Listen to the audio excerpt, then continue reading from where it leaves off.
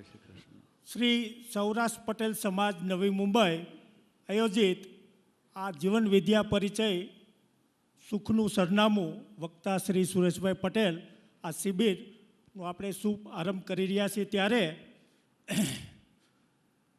હું સુરેશભાઈ પટેલ એમનો પરિચય આપું તો સુરેશભાઈ પટેલ સિવિલ એન્જિનિયરિંગ બી સિવિલ અને માસ્ટર્સ ઇન એન્વાયરમેન્ટ એમણે અભ્યાસ કરેલો છે અને એની સાથે સાથે ફોર્મલ સ્ટડી સોશિયોલોજી, ઓન્ટોલોજી અને સાયકોલોજી એમના પણ ફોર્મલ સ્ટડી અને અભ્યાસી છે. અને એમનો આ અનુભવ છેલ્લા 10-15 વર્ષથી 15થી 20 વર્ષ થઈ ગયા આ સમાજમાં સ્ટ્રેસભરી લાઈફની અંદર આપણી પાસે એજ્યુકેશન, ધંધો, પૈસા હોવા છતાં પણ સમાજમાં તથા આપણા કુટુંબમાં, પરિવારમાં, આપણા મિત્ર મંડળ સર્કલમાં ક્યાંક ને ક્યાંક સુખી થવાનું કે 100% આપણે સેટિસ્ફાઈ હોવાનો જે અભાવ થઈ રહ્યો છે, તો આ સંદર્ભે સુરેશભાઈ પટેલ સુખનું સરનામું અને આમાંથી આપણે કેવી રીતે સુખી થવાય અને કેવી રીતે આપણે રાજી રહી શકીએ એના માટેના અથાગ પ્રયત્નો 15થી 20 વર્ષથી કરે છે. અને વધારે હું એની વાત કરું તો આ બધું એ વિનામૂલ્યે આપણા સમાજને આગળ આવે એના માટે આવા અથાગ પ્રયત્ન કરે છે. એ બદલ સુરેશભાઈને ખૂબ ખૂબ ધન્યવાદ અને તાલીઓથી આપણે એને વધાવીએ. તો આ વિશે વધારે તો આપણને ન ખબર હોય, સુરેશભાઈને જ હું આગળનો કાર્યક્રમ ચાલુ કરવા માટે વિનંતી કરું કે હવે પછીની આ શિબિરનો શુભારંભ તમારાથી કરો. ઓકે, ધન્યવાદ. ધન્યવાદ. અને કાર્યક્રમ સમયથી મોડો થવા બદલ સૌનો આભાર.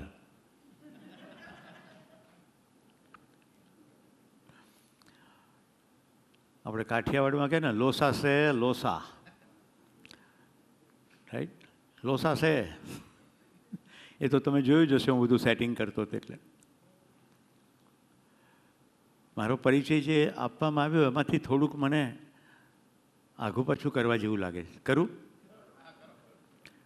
પહેલાં તો તમને થોડાક આઘા પાછા કરવાની જરૂર છે. હમણાં જે છેલ્લી રોમાં પેલી દીકરી આવી એ આખી રો ઊભી થઈને પહેલાંમાં આવતા રહો તો સૌથી પહેલાં. આ પહેલી કોઈના માટે વીઆઈપી માટે ખાલી નથી. હાજી, તમે આખી રો.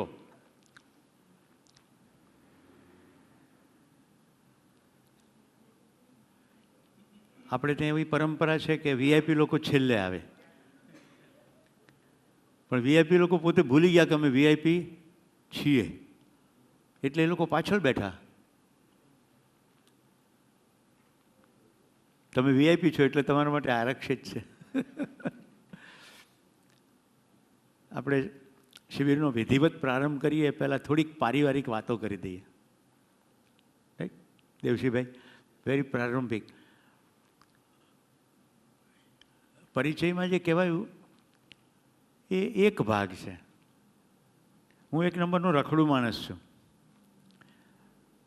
પણ રખડવાનું બે રીતે થાય છે, બહારનું ને અંદરનું. આપણે ત્યાં એક નિરંજન ભગત નામના કવિ થઈ ગયા અને કાકા કાલેલકર નામના એક અદ્ભુત સાહિત્યકાર થઈ ગયા. હતા તો મહારાષ્ટ્રના, પણ લખ્યું ઘણું ગુજરાતીમાં. એમણે એક પુસ્તક લખ્યું છે રખડવાનો આનંદ. એ પુસ્તક વાંચ્યા પછી મને એટલી મોજ પડી કે ખરેખર જો રખડવાનું ખબર પડી જાય, રખડવું એટલે પ્રયોજનપૂર્વક પ્રવાસ કરવો.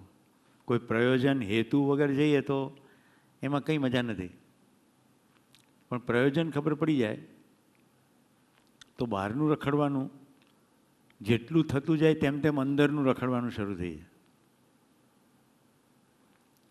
તો મિત્રો, મારી જિંદગીની જે યાત્રા થઈ છે એ શિબિરના પ્રારંભમાં કહેવી છે. એમાં થોડો પરિચયનો ભાગ પણ આવશે, થોડોક આ શિબિરનો ભાગ પણ આવશે. હું અહીંયા તમારી વચ્ચે શું કામ ઉપસ્થિત છું એ પણ આવશે. સાંભળવું છે? એનું કારણ એ છે કે હું અહીંયાથી જે કંઈ બોલીશ ને એ તમે તમારા કોઈ રેફરન્સથી સાંભળશો. એ પૂર્વગ્રહ કહી શકીએ એને, પોઝિટિવ હોય, નેગેટિવ હોય, કંઈ પણ હોય. દાખલા તરીકે રમેશભાઈએ મારો પરિચય આપ્યો તો એ જેટલો પરિચય છે એના આધારે તમે મને સાંભળશો. એમણે કહ્યું કે સિવિલ એન્જિનિયર છે, હવે હકીકત એ છે કે હું સિવિલ એન્જિનિયર છું જ નહીં. હું સિવિલ એન્જિનિયરિંગ ભણ્યો છું અને હું સિવિલ એન્જિનિયરિંગની પ્રેક્ટિસ કરતો નથી. એટલે તમારામાંથી જે બિલ્ડર હોય એને એમ થાય કે સાહેબ સિવિલ એન્જિનિયર છે એટલે સ્ટ્રેસ ને સ્ટ્રેન ને કોમ્પ્રેશન સ્ટ્રેન્થ ને સિમેન્ટની મેક્સિમમ કેપેસિટીની વાત કરશે તો ના નહીં કરું.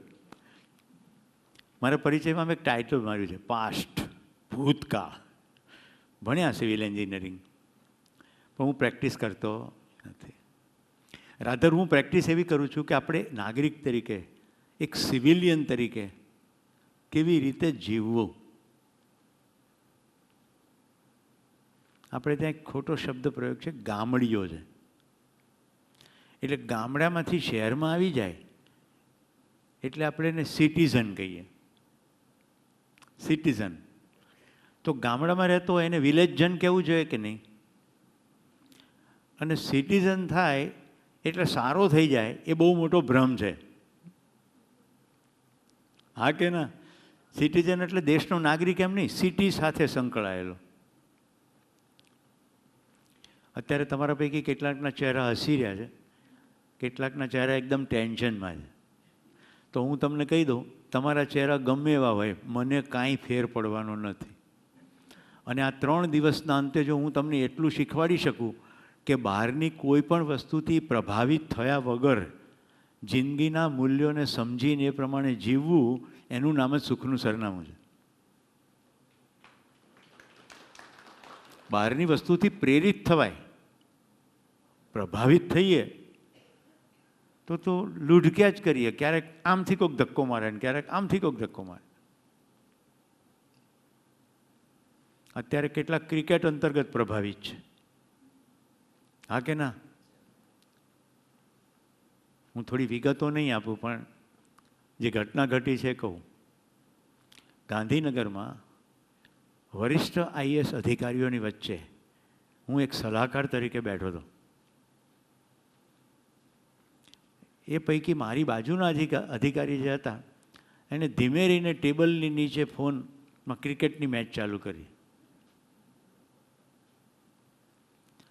તમે સમજો છો? જ્યારે અતિ મહત્ત્વનો નિર્ણયો લેવાની પળ હોય, અમારા જેવા એક્સટર્નલ એડવાઇઝરને બોલાવવામાં આવ્યા હોય, એ વખતે જો એક આઈએએસ અધિકારી મોબાઈલમાં મેચ જોવે છે તો પ્રભાવ કોને કહેવાય ખ્યાલ આવે છે ને? ક્યાંક કોઈક બેટ રમે છે એનો પ્રભાવ ગાંધીનગરમાં પડી રહ્યો છે અને અધિકારી બધું વર્તમાન જવાબદારી બધું ભૂલીને કરી રહ્યા છે. હવે હું તો બાજુમાં જ બેઠો હતો એટલે મેં એની સામે જોઈને હસ્યો એટલે એને મને આંખ મારી કે બોલશો નહીં. મેં એમની આમન્ય રાખી અને જેવો ચાનો વિરામ પડ્યો એટલે જેણે મને ઇન્વાઇટ કર્યો હતો એ અધિકારીને લખ્યું કે આમાં હું જાજુ ઉકાળી શકું તેમ નથી.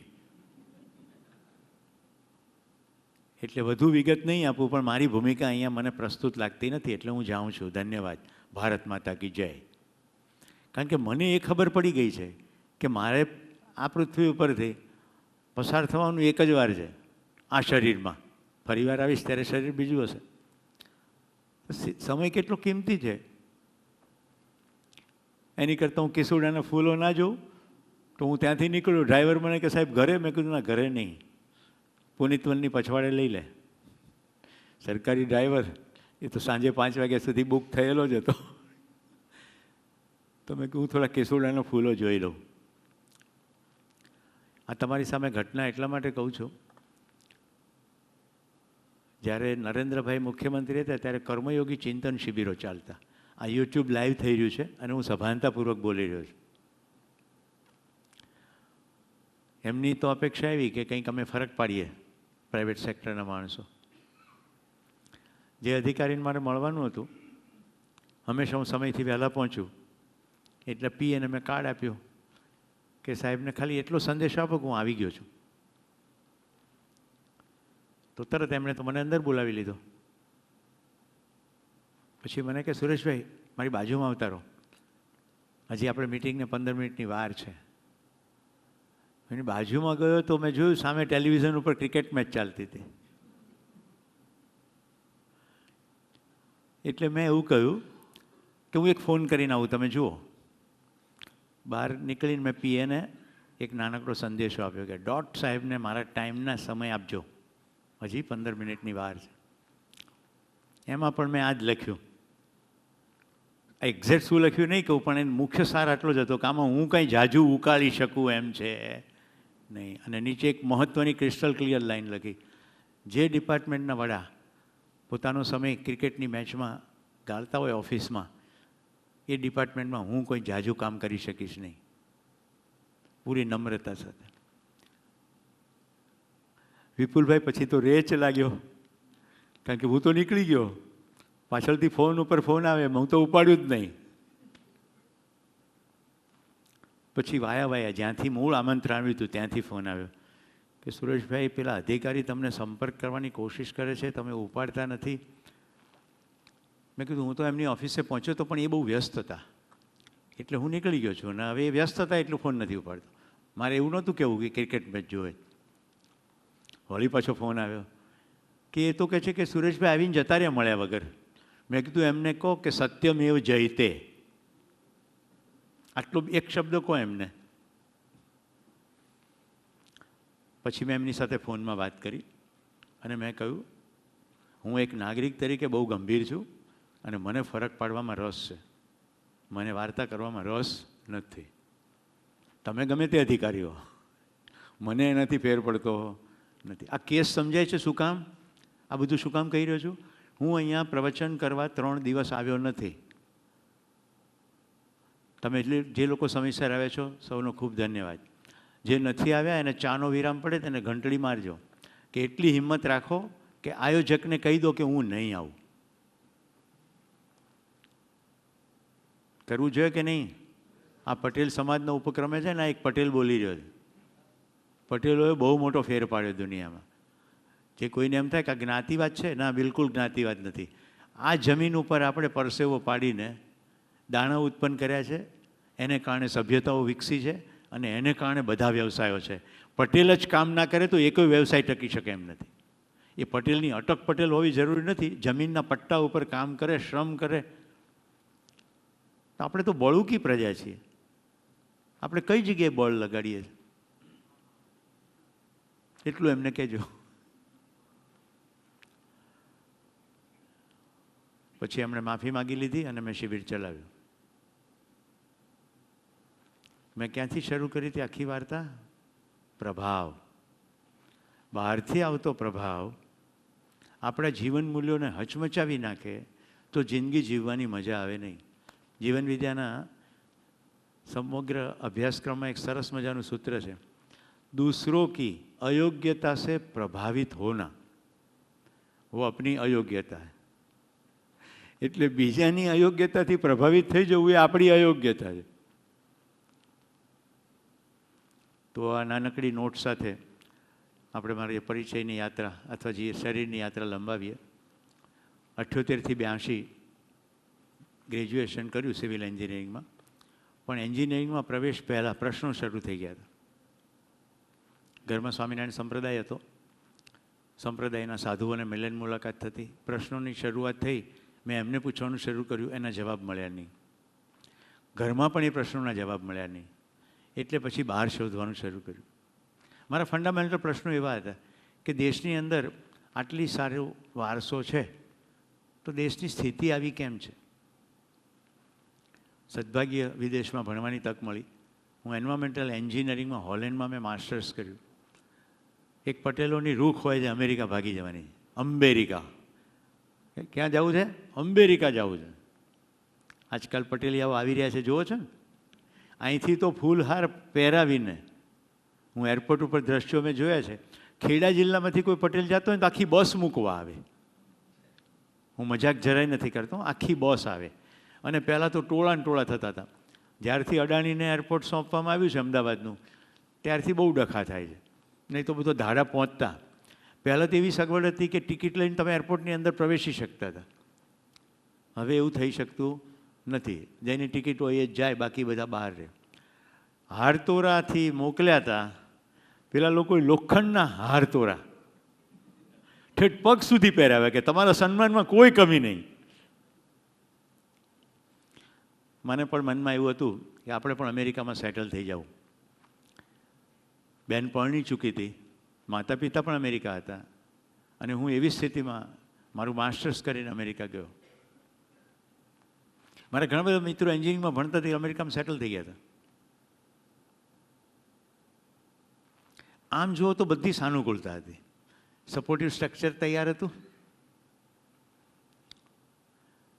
પણ મને થોડા દિવસોમાં ખબર પડી ગઈ કે કોઈ પણ રૂપાળી બહેન હોય એને આંટી કહી શકાય, એને માં ના કહી શકાય. કે જે માં હોય એને જ માં કહેવાય.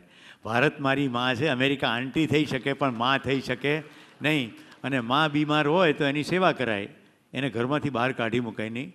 એટલે મેં મારા પત્નીને કહ્યું, બાંધો બિસ્તરા, આપણે ઘરે જતા રહીએ. મિત્રો, ભારત પાછા આવ્યા પછી આજ દિવસ કદી અફસોસ થયો નથી. આપણે દુનિયામાં તમામ જગ્યાએ ગ્રેટ કામ કરીએ છીએ, ખાલી આપણને તકલીફ એટલી જ છે, આપણને પોતાપણું લાગે ત્યાં જાદુ કરીએ, જ્યાં પોતાનું ના લાગે ત્યાં કાંઈ નહીં. જ્યારે દેશ પોતાનો લાગવા માંડે, કામ પોતાનું લાગવા માંડે, ઘર પોતાનું લાગવા માંડે તો બધે જાદુ થાય. એટલે મુખ્ય મારો એક પરિચય એ છે કે એક રાષ્ટ્રવાદિતા સાથે હું ભારત પાછો આવ્યો છું. રાષ્ટ્રવાદિતા મારી સંકીર્ણ નથી. મારી રાષ્ટ્રવાદિતા કઈ છે એ કહું. ભારત શબ્દનો મિનિંગ થાય ભા એટલે પ્રકાશ અને રત એટલે વ્યસ્ત.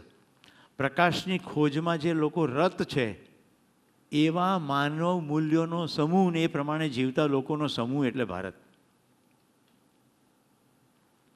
અને એનું શ્રેષ્ઠ ઉદાહરણ છે જે આપણા દેશમાં જન્મ્યા નહીં, જેણે આપણા દેશ માટે કશું કામ ન કર્યું, એવા એક વ્યક્તિને ભારત રત્નથી સન્માનવામાં આવ્યા છે. એમનું નામ છે નેલ્સન મંડેલા. ભારત રત્ન. ભારત જેને માટે રત્નનો અનુભવ કરે, જે આપણા દેશમાં જન્મ્યા જ નથી. એટલે કેટલાક મૂલ્યોનો સમન્વય એટલે ભારત.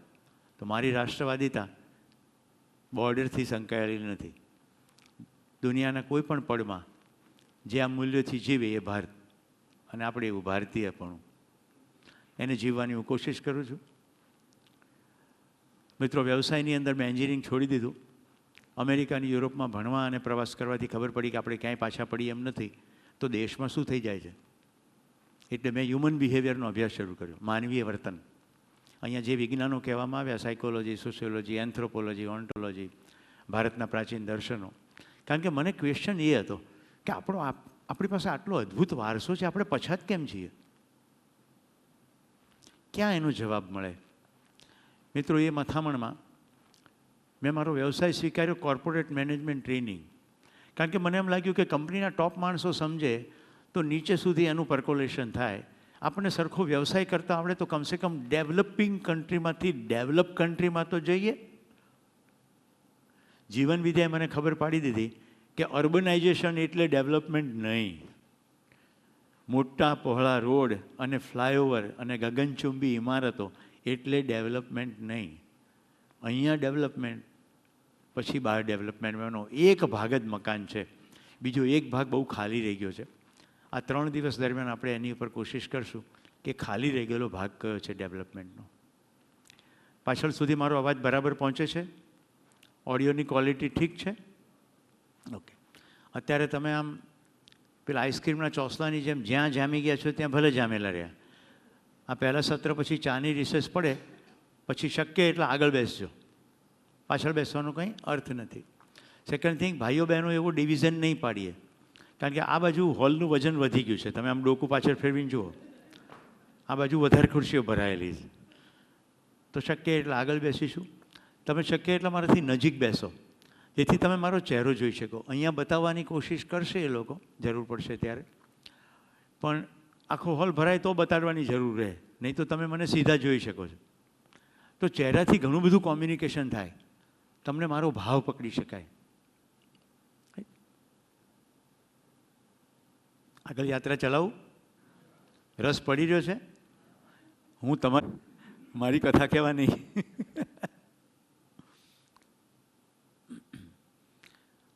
મારે ગોવિંદભાઈને અને રમેશભાઈને એક વસ્તુ કહેવાની ભૂલાઈ ગઈ કે સર્ક્યુલરમાં એવું લખવાની જરૂર હતી કે બેર મિનિમમ કન્ડિશન છે ચહેરો હસતો રાખવો. મારા બાળપણમાં મુંબઈની સાથે સંકળાયેલું છે આઈસ હલવો. લગભગ ઘણા બધા ગુજરાતીઓને મુંબઈ સાથે મોહનલાલનો આઈસ હલવો સંકળાયેલો હશે, રાઈટ. પટેલ એન્જિનિયરિંગ કંપની કદાચ તમે ઘણા બધા જાણતા હશો. એના જે હરિભાઈ સિદ્ધપુરા, એ હરિભાઈ સિદ્ધપુરા મારા નાની માના સગા ભાઈ થાય, મારા નાની માના, એટલે મારા મમ્મીના મામા થાય. એટલે પટેલ એન્જિનિયરિંગ કંપનીના મામા તો આવતા જ હોય, પણ બીજા પરિવારના લોકો પણ આવે. અને પ્રત્યેક વેકેશન અમરેલીમાં મોસાળ, તો આઈસ હલવા સાથે બોમ્બે સંકળાઈ ગયું. એટલે મને એમ થયું કે પ્રજા કેટલી ખુશ નસીબ હશે કે જે રોજ આઈસ હલવો ખાતી હશે. મને તો અહીંયા વેકેશનમાં મામાને ત્યાં મળે છે. તો કમસે કમ મારો એ ભ્રમ ચાલુ રહે એટલો તો ચહેરો હસતો રાખો, ખુશ હો કે ના હો. હું બીજું કહી દઉં, હું એક પણ વસ્તુ ફાલતું નહીં કહું, જેમાં તમને હસવું આવે એવી એક પણ વસ્તુ અવૈજ્ઞાનિક પણ નહીં કહું. આ શું કામ હસવાનું કીધું? cheerful state of mind is the most conducive state for learning and knowing. પ્રસન્ન મન છે ને એ શીખવા અને સમજવા માટે એકદમ અનુકૂળ મન છે. કારણ કે પ્રસન્ન મન હોય જ્યારે તમારો ચહેરો હસતો હોય એની સાથે પ્રસન્ન મન સંકળાયેલું છે. એવું જરૂરી નથી કે ચહેરો હસતો રાખો એટલે મન પ્રસન્ન હોય. તમે ડ્રામાય કરી શકો, ખોટું ખોટું હે કરી શકો, પણ અહીંયા તેવું નહીં કરો એવી અપેક્ષા છે. તો જ્યારે તમે પ્રસન્ન હશો ને એ સ્થિતિમાં તમારી અંદર ઈર્ષા નહીં હોય, દ્વેષ નહીં હોય, ક્રોધ નહીં હોય, બેચેની નહીં હોય, જે બહુ જરૂરી છે સમજવા માટે. તો મિત્રો યાત્રા આગળ ચલાવીએ. કોર્પોરેટ સેક્ટર કંપનીઓમાં ને દેશની નેશનલ મલ્ટીનેશનલ કંપનીઓમાં ચીફ એડવાઇઝર તરીકે કામ કર્યું, ટ્રેનર તરીકે કામ કર્યું. જેમ કે અંબુજા સિમેન્ટ છે તો એના ચેરમેનને એડવાઇસ આપવા સાથે સાથે મેં આખી ટોપ મેનેજમેન્ટને ટ્રેનિંગ પણ આપી. મારો તાલીમનો અનુભવ બહુ વર્સેટાઇલ રહ્યો. સ્વામિનારાયણ સંપ્રદાયના લગભગ તમામ બ્રાન્ચના સાધુઓને, ટોપ સાધુઓને મેં તાલીમ આપી, જિલ્લા અધિકારીઓને તાલીમ આપી, ગુજરાત રાજ્યના 6 જિલ્લા પોલીસ વડાઓ અને એના સ્ટાફને તાલીમ આપી. મારી તાલીમમાં એવી તાલીમ આવી જેમ કે અંબાજીમાં 25 લાખ લોકો પદયાત્રા કરતાં કરતાં આવે, ઠેઠ વલસાડ વાપી પાસેથી ચાલતા અંબાજી સુધી આવે. એ મેળાનું વ્યવસ્થાપન કઈ રીતે કરવું? તો આવા પ્રકારની તાલીમોમાંથી એક શિક્ષક તરીકે પસાર થવાનું મારું સદભાગ્ય છે. એ કામ કરતાં કરતાં અંદર એક ભૂખ લાગી કે આ બધું તો કોલેજમાં શીખવાની જરૂર હતી, જે હું અત્યારે અમને શીખવાડું છું. કોલેજ કાળમાં આપણને સરખી વાત કરતાં આવડતું નથી, હા કે ના? આપણા ગ્રેજ્યુએટ્સ ઇન્ટરવ્યૂમાં એટલા માટે ફેલ થાય છે કે નિખાલસપણે પોતાનો પક્ષ રજૂ કરી શકતા નથી. એમને પ્રશ્ન પૂછવામાં આવે તો એ પ્રશ્નનો જવાબ મને નથી આવડતો એ પણ આત્મવિશ્વાસપૂર્વક કહી શકતા નથી. એટલે પ્રાઇવેટ સેક્ટર, પબ્લિક સેક્ટર બધી જગ્યાએ ઇન્ટરવ્યૂમાંથી પાછા આવે, માર્કશીટમાં ટનાટણ હોય, સરખું બોલી ના શકે. અને તમામ સમસ્યાઓના મૂળમાં સરખી વાત નહીં કરતા આવડવું પડેલું છે. હું તો ત્યાં સુધી કહીશ, communication is the root cause of all the problems and solution also. આપણને સરખી વાત કહેતા નથી આવડતું. એટલે એનાથી મને રસ પડ્યો કે વિદ્યાર્થીઓ માટે કામ કરવું જોઈએ. તો રમેશભાઈને થોડાક કરેક્ટ કરું છું. 1994ની સાલમાં મેં યુવાનો માટે કામ કરવાનું શરૂ કર્યું. 94થી 4, 14, 24, 31 વર્ષથી હું NID, NIFT જેવા પ્રતિષ્ઠિત ઇન્સ્ટિટ્યૂટ દેશના એના યુવાનોને ટ્રેનિંગ કરું, લાઈફ સ્કિલની, લીડરશિપની, ટીમ બિલ્ડિંગની. લાઈફ સ્કિલમાં એક કોમ્યુનિકેશન સ્કિલ આવે.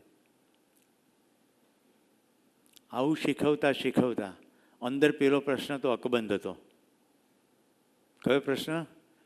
દેશની પાસે આટલો સારો વારસો હોવા છતાં વેદ, ઉપનિષદ, ભગવદ્ ગીતા, રાઈટ, થોડીક મજાકના સ્વરમાં કહું તો લગભગ તમામ ભગવાનો ઉત્તરમાં જન્મ્યા, હા કે ના? અને આચાર્યો દક્ષિણમાં. આચાર્યો દક્ષિણમાંથી ઉત્તરમાં ગયા, ભગવાનો ઉત્તરમાંથી દક્ષિણમાં આવ્યા. આખા દેશમાં એમણે ભ્રમણ કર્યું. આપણે હજી ત્યાંના ત્યાં જ છીએ. આપણા પૈકી 2-5 માણસો થોડા સમૃદ્ધ થઈ જાય એટલે કંઈ દેશ સમૃદ્ધ થયો નથી. આપણે હજી શકોરું રાખીએ જ છે. જે દેશમાં વિમાનનું વિજ્ઞાન ગ્રાફિકલ પ્રેઝન્ટેશન સાથે ઉપલબ્ધ હોય એ દેશમાં રાફેલ ત્યાંથી ખરીદવા શું કામ પડે? સમજાય છે? જે દેશમાં વૈદિક ગણિતની મદદથી સ્પ્લિટ ઓફ સેકન્ડમાં બધી ગણતરીઓ થઈ શકતી હોય એ દેશમાં કોમ્પ્યુટરના વિજ્ઞાન માટે માઇક્રોસોફ્ટ ઉપર શું કામ આધાર રાખવો પડે? ક્યાં ચૂક થઈ ગઈ? એ પ્રશ્નએ મને આ બધા અભ્યાસ તરફ લઈ ગયો. ભારતીય ધર્મો, એના પુસ્તકો, એના માસ્ટર્સ. તમને આનંદ થશે. કુરાન સમજમાં મૌલાના વહીદુદ્દીન ખાન સાહેબનો સંપર્ક કર્યો. બાઇબલ સમજમાં ફાધર વિલિયમ્સનો સંપર્ક કર્યો કે મેં વાંચી તો લીધું છે પણ મને આટલા થોડાક પ્રશ્નો છે. એક તરફ ધ્યાનની પરંપરામાં પણ ગયો. દેશમાં ઉપલબ્ધ ઓશોનું ધ્યાન હોય કે સિદ્ધ સમાધિ યોગ હોય, આર્ટ ઓફ લિવિંગ હોય, આવું બધું પણ કર્યું. મારા તમામ પ્રશ્નો ત્યારે શમી ગયા જ્યારે મારી જિંદગીમાં જીવન વિદ્યા આવી. અને તમામ પ્રશ્નો શમી ગયા એટલે આજે સ્ટેજ ઉપરથી એવું કહી શકું કે મારી પાસે કોઈ પ્રશ્ન બાકી નથી. જવાબ ઉપલબ્ધ છે અને જવાબ ઉપર ચાલી રહ્યો છું. એમાં જે કહેવાયું છે એ જવાબ શુદ્ધ તર્કબદ્ધ રીતે મને સમજાયો છે. આ 3 દિવસે બીજું કશું જ નહીં, મારી જિંદગીમાં જે ખુશાલી આવી છે એની અભિવ્યક્તિ. એટલે મને ફેર પડતો નથી તમારો ચહેરો ગમે તેવો. મને ખુશીનો રસ્તો મળી ગયો. આ શિબિરનું નામ રાખ્યું છે સુખનું સરનામું. મને અત્યારે અત્યંત પ્રસન્નતા છે, બધા આખા શરીરે રોમાંચ છે. આ નામ પાડનાર વ્યક્તિ અહીંયા ઉપસ્થિત છે. વિપુલભાઈ જરા ઊભા થજો. વિપુલભાઈ કપડવંશથી આવે છે. વિપુલભાઈ ઊભા થાય એટલે બધા તમારા દર્શન કરી શકે, નહીં જોઈ શકે. વિપુલભાઈ પટેલ કપડવંશથી આવે છે. જીવન શિલ્પ નામની એક શાળાના અધ્યક્ષ છે. અમે જીવન વિદ્યાનો એક પરિચય કાર્યક્રમ કપડવંજમાં રાખ્યો હતો અને હું જેમની પાસેથી શીખ્યો, મારા પણ ગુરુ શિક્ષક પ્રબોધક સોમ ત્યાગીજી છત્તીસગઢમાં રહે, એમનું પ્રવચન ત્યાં હતું. જીવન વિદ્યા શું છે એનું 3 કલાકનું. અને હું સંસ્થામાં પ્રવેશ કર્યો અને મેં પેલું સ્ટેન્ડી જોયું, એમાં લખ્યું હતું સુખનું સરનામું. એ દિવસ પછી મારા બધા શિબિરનું ટાઇટલ મેં પાડી દીધું સુખનું સરનામું, કારણ કે આટલું કોન્સાઇઝ બીજે કશે સાંભળવા વાંચવા નહીં મળેલું. અહીંયા મેં એક ગીત વગાડ્યું હતું, તમે જો સાંભળ્યું હોય તો. એ ગીત જે દિવસે પહેલી વાર ગવાયું એ દિવસે ઓડિયન્સમાં અમદાવાદમાં હું હતો. શ્યામલ સૌમિલ મુનશી આ ગીત ગાયું અને મેં તરત બુકિંગ કર્યું કે આજનું જે આખું આલ્બમ રેકોર્ડ થયું છે એ મને જોઈએ છે. પણ ત્યારે એ ગીતની મધુરતા હતી, એ શબ્દો ઉપર વિશેષ ધ્યાન ગયું નહોતું. મારો આખો પ્રયત્ન આ 3 દિવસ સુખ એટલે શું, સુખનું સરનામું ક્યાં છે અને કેવી રીતે ત્યાં પહોંચાય. આ ગીત હું તમને વારંવાર સંભળાવીશ. ધીમે ધીમે 3જો દિવસ થતાં સુધી તમને દરેક શબ્દો ઉપર વિશેષ ધ્યાન જશે.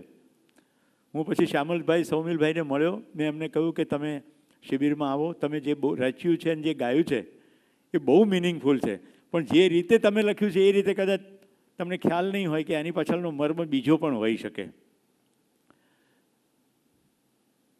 તો મિત્રો, જીવન વિદ્યામાં પ્રવેશ થયાથી મારા પ્રશ્નો શમી ગયા અને પછી મેં એનું ડિટેલમાં અધ્યયન શરૂ કર્યું. સદભાગ્યે અધ્યયન કરવાની શક્યતા એ દિવસોમાં ઉપલબ્ધ હતી. હું આ વાત કરી રહ્યો છું 2012ની સાલ, એટલે આજથી 12 વર્ષ પહેલાંની સ્ટોરી કહી રહ્યો છું. છત્તીસગઢ રાયપુર પાસે અછોટી નામનું ગામ છે, ત્યાં આગળ હું 2 વર્ષ ગયો. પછી 1 વર્ષ દિલ્હી પાસે હાપુડમાં ગયો અને આના ટોટલ આખા જ તમામ પ્રશ્નોના જવાબ આવી જાય એવા કુલ 14 પુસ્તકો છે. એ 14 પુસ્તકોનું અધ્યયન જે સિનિયર ટીચરો હતા એની પાસેથી કર્યું. એટલે પ્રશ્નો બધા જ શમી ગયા. સમાજમાં અત્યારે જે કંઈ સ્થિતિ છે એનો મારી પાસે જવાબ છે. પરિવારમાં જે કંઈ સ્થિતિ છે એનો પણ જવાબ છે. એટલું જ નહીં, આંતરરાષ્ટ્રીય આ યુક્રેન ને રશિયાનું યુદ્ધ કેમ થઈ રહ્યું છે એનો પણ જવાબ છે. હવે તમને એમ થાય જવાબ છે તો સોલ્વ કેમ નથી કરતા? એના માટે પદ જોઈએ અને એ પદ સુધી, ભારતના વડાપ્રધાન સુધી અમે પહોંચી ચૂક્યા છીએ. તમને જાણીને આનંદ થશે, જીવન વિદ્યા મહામહિમ ડૉક્ટર APJ અબ્દુલ કલામ સાહેબે 2006માં કરી અને રાષ્ટ્રજોગા પ્રવચનમાં 2014ની સાંજે એમણે બોલ્યા કે સંસારની તમામ સમસ્યાનો જવાબ છે. 3 મિનિટ બોલ્યા. એ પદ ઉપરથી બોલાયા પછી IITમાં સાંભળવામાં આવ્યું. દેશના 6 IITની અંદરના ડીને આને પ્રયોગાત્મક રૂપે સ્વીકાર્યું. ત્યાર પછી આઈઆઈટી એટલે ઇન્ડિયન ઇન્સ્ટિટ્યૂટ ઓફ ટેકનોલોજી. દેશની ટોપ સંસ્થાઓ અને દુનિયાની ટોપ સંસ્થાઓ પર આઈઆઈટીએન પદ ઉપર બેઠા છે. સત્યા નડેલા જાણતા હશો બધા, રાઈટ? સુંદર પિચાઈ જાણતા હશો. એટલે ગૂગલ હોય, એમેઝોન હોય, માઇક્રોસોફ્ટ હોય, ફેસબુક હોય, આ બધાના ટોપ પર બેઠેલા આઈઆઈટીએન. એવા આઈઆઈટીની અંદર ખાસ કરીને કાનપુર અને દિલ્હી અને ટ્રિપલ આઈટી હૈદરાબાદમાં જીવન વિદ્યાના શિબિરો શરૂ કરવામાં આવ્યા. એની અસર ધીમે ધીમે ધીમે ધીમે દેશમાં ફેલાઈ. અમને આમંત્રણ મળ્યું કે all India council of technical એજ્યુકેશનના કેટલાક સભ્યો ઈચ્છે છે કે આ એન્જિનિયરિંગના સિલેબસમાં આવે. અમે એવી શરત રાખી કે જ્યાં સુધી આખી કાઉન્સિલ આ શિબિર કરી ન લે ત્યાં સુધી કશું અભ્યાસક્રમમાં નાખવું નથી. કોઈને એમ થાય કે અભ્યાસક્રમમાં કેમ નહીં નાખ્યું? 1947 પહેલાં અંગ્રેજોનો વાંક કાઢી શકાય. 1947 પહેલાં અંગ્રેજોનો વાંક કાઢી શકાય. 47 પછી આપણી હાથમાં શિક્ષણ છે ને, હા કે ના? પ્રકાશ સંશ્લેષણનો નિયમ પ્રત્યેક વિદ્યાર્થી ભણે છે કે નહીં? અભ્યાસક્રમમાં છે કે નહીં? તો એક ફોરેસ્ટ અધિકારી જંગલ ઉપર ઊભો રહીને જંગલ કેમ કપાવે છે? અભ્યાસક્રમમાં આવવાથી કશું થતું નથી, ચોપડીઓમાં આવવાથી કશું થતું નથી, પ્રવચનોથી કશું જ થતું નથી. એટલે અમે અમારો શ્રેષ્ઠ પ્રયત્ન કરી લીધો છે. શું થયું? All India council on technical education આખી કાઉન્સિલ બેઠી. શરત હતી શિબિર પહેલાં કરો, તમે સમજો પછી નીચે આવે. અત્યારે ગુડ ન્યૂઝ, આખી દેશની તમામ એન્જિનિયરિંગ કોલેજના પ્રથમ સેમેસ્ટરમાં જીવન વિદ્યા ભણવાની કમ્પલસરી છે. એનું નામ છે યુનિવર્સલ હ્યુમન વેલ્યુઝ. ઓકે? પણ ભણાવનારા ક્યાં? એટલે એ શું કરે? પુસ્તક વાંચીને ભણાવી દે. જીવન વિદ્યાનું કેન્દ્રીય બિંદુ છે કે તમે કશુંક જો સમજ્યા છો તો તમારે જીવવું પડે. મને એવી સમજણ પડી ગઈ કે ખાવા માટે 3 રોટલી જોઈએ 3 વાર. 10 રોટલી કમાવાની તેવડ આવી જાય પછી જે પૈસા આવે આંકડા સિવાય કાંઈ જ નથી. પૈસા આવતા જાય, આંકડા વધતા જાય. હું 3 રોટલીથી વધારે ખાઈ શકું નહીં. પણ મને જો તમારામાં મારો ભાઈ દેખાય અને સમજણ આવે તો તમને હું 3 રોટલીથી વધારાની બધી ખવડાવી શકું કે નહીં? હા કે ના? તો જો સંબંધનું સૂત્ર સમજાય તો બધો ફેર પડે. એટલે કાઉન્સિલે કર્યા પ્રમાણે આ થયું. હવે એક બીજી ઘટના ઘટી. મનીષભાઈ સિસોદિયાનું નામ સાંભળ્યું છે? તમામ પ્રકારના પૂર્વગ્રહ વગર સાંભળજો. મનીષભાઈ સિસોદિયાએ વર્ષો પહેલાં જીવન વિદ્યાનો શિબિર કર્યો. ત્યાર પછી અન્ના હજારેના સંપર્કમાં આવ્યા, પછી આંદોલનમાં જોડાયા, પછી આપ પાર્ટી અને દિલ્હીમાં સરકાર. એક ક્ષણ પહેલાં એમને એવી ખબર પડી ગઈ કે આ સરકાર તો 5 વર્ષથી વધારે નહીં રહે, પણ દમદાર કામ કશું કરવું હોય તો હમણાં કરવા જેવું છે. એમણે તમામ આઈએએસ અધિકારીઓને ભેગા કર્યા અને કહ્યું, એટલે પ્રાઇમરી એજ્યુકેશનથી લઈને ટેકનિકલ એજ્યુકેશન બધું જ, કે મારી જિંદગીમાં એક જીવન વિદ્યા નામનો કન્સેપ્ટ આવ્યો છે. એ જો શિક્ષણમાં આવે તો શિક્ષણમાં જાદુ થાય. પણ હું તમને આદેશ નથી કરતો. આપણે બધા ભેગા મળીને શિબિર કરીએ. એક જ ફ્લાઇટથી બધા ગયા રાયપુર અને 7 દિવસ બધા અધિકારીઓ બેઠા અને નિર્ણય થયો કે આ તો અદ્ભુત વસ્તુ છે. શિક્ષણમાં આવે તો જિંદગીના પ્રશ્નો હલ થાય. દિલ્હી એજ્યુકેશને સ્વીકાર્યું અને દિલ્હી એજ્યુકેશનમાં કેવા શિબિર થયા. અત્યારે ખાલી ખુરશીઓ જોઈને મને થોડું દુઃખ છે. 12,000 લોકોના શિબિર, 3,000 એક ટાઈમમાં, 3 દિવસ. આખું ત્યાગરાજ સ્ટેડિયમ રાખવામાં આવ્યું. એવી રીતે શિબિરો થયા, પ્રિન્સિપાલ સુધીના, પછી પ્યુન સુધીના. દિલ્હી શિક્ષણમાં એવો જાદુ થયો કે કોન્વેન્ટ સ્કૂલ, અંગ્રેજી માધ્યમની કોન્વેન્ટ પ્રાઇવેટ સ્કૂલના વાલીઓ બાળકોને ઉઠાડીને સરકારી શાળા મૂકવા માંડ્યા. આખા દેશમાં દિલ્હી પ્રથમ એવું રાજ્ય છે કે જેનું શિક્ષણમાં બજેટ 25%, 25% બજેટ ઇન એજ્યુકેશન. દેશમાં હલચલ મચી. તમે શિક્ષણમાં ના હોય તો તમને આ ના ખબર હોય, પણ શિક્ષણમાં હોય તો ખબર હોય કે આવું થયું. દેશની નવી શિક્ષણ નીતિ 2020માં આવી, એમાં યુનિવર્સલ હ્યુમન વેલ્યુઝ દાખલ કરવામાં આવ્યું છે. પણ કેટલું મોટું કામ છે આખા દેશમાં આને પહોંચાડવું. ખાલી ગુજરાતનો વિચાર કરું ને તો ગુજરાતમાં 18,000 ગામડા છે. એક ગામમાં પ્રાથમિક શાળા હોય. કમસે કમ એક શિક્ષક રાખો ને તોય 18,000 શિક્ષકો સુધી કેવી રીતે પહોંચવું? એટલે અત્યારે શિબિર 3 રીતે ચાલી રહ્યો છે. શિક્ષણ સંસ્થાઓમાં કામ થઈ રહ્યું છે, આપણે અત્યારે જે કરી રહ્યા છીએ સમાજ ગતિમાં, અને ત્રીજું કોમર્શિયલ ઓર્ગેનાઇઝેશનોમાં. તો 3 પાંખીયો જંગ અત્યારે ચાલી રહ્યો છે સમજણનો. એટલે ખાલી ખુરશીઓથી મને એટલું જ થાય કે મારો સમય ને ઉર્જા તો એટલો જ લાગશે, પણ ખાલી ખુરશીઓને કારણે ત્યાં તો નહીં પહોંચે. આ શિબિરના આયોજનમાં જેમણે મહેનત કરી એમને એવું લાગ્યું કે આપણી જિંદગીમાં ખુશી આવી છે તો આપણે આપણા પટેલ સમાજમાં આપીએ. એ આશય સાથે અમે તો એ ભાવ સાથે અહીંયા આ શિબિર આયોજિત કર્યો છે કે આ પહેલું મોડ્યુલ છે.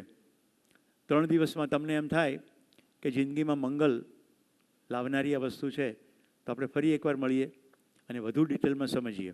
હું તમને એક લાઇનમાં કહી શકું, એક પણ સમસ્યા બચશે નહીં, એક પણ સમસ્યા બચશે નહીં. કારણ કે જે માણસે સમસ્યા ઊભી કરી છે એ માણસમાં એટલી તાકાત છે જ કે સોલ્વ કરી શકે. આપણે બહારથી કશું લાવ્યા હતા પૃથ્વી ઉપર? કશું બહારથી લાવ્યા છીએ? આખો પ્રાગૈતિહાસિક સમયમાં જતા રહો, પ્રી હિસ્ટોરિક ટાઈમમાં જતા રહો. ગુફામાં હતા ત્યારથી આજ સુધી કશું પૃથ્વીની બહારથી લાવ્યા છીએ? અહીંયાથી જ લોઢું કાઢ્યું, અહીંયાથી જ લોઢામાંથી પતરાનો ડબ્બો બનાવ્યો અને અહીંયાથી મોટા શટલ બનાવ્યા. પણ કેટલીક વસ્તુ બહુ વિચિત્ર રીતે થઈ. દાખલા તરીકે પેટી બનાવી દીધી, પણ પેટીની નીચે પૈડા તો હજી હમણાં જ આવ્યા.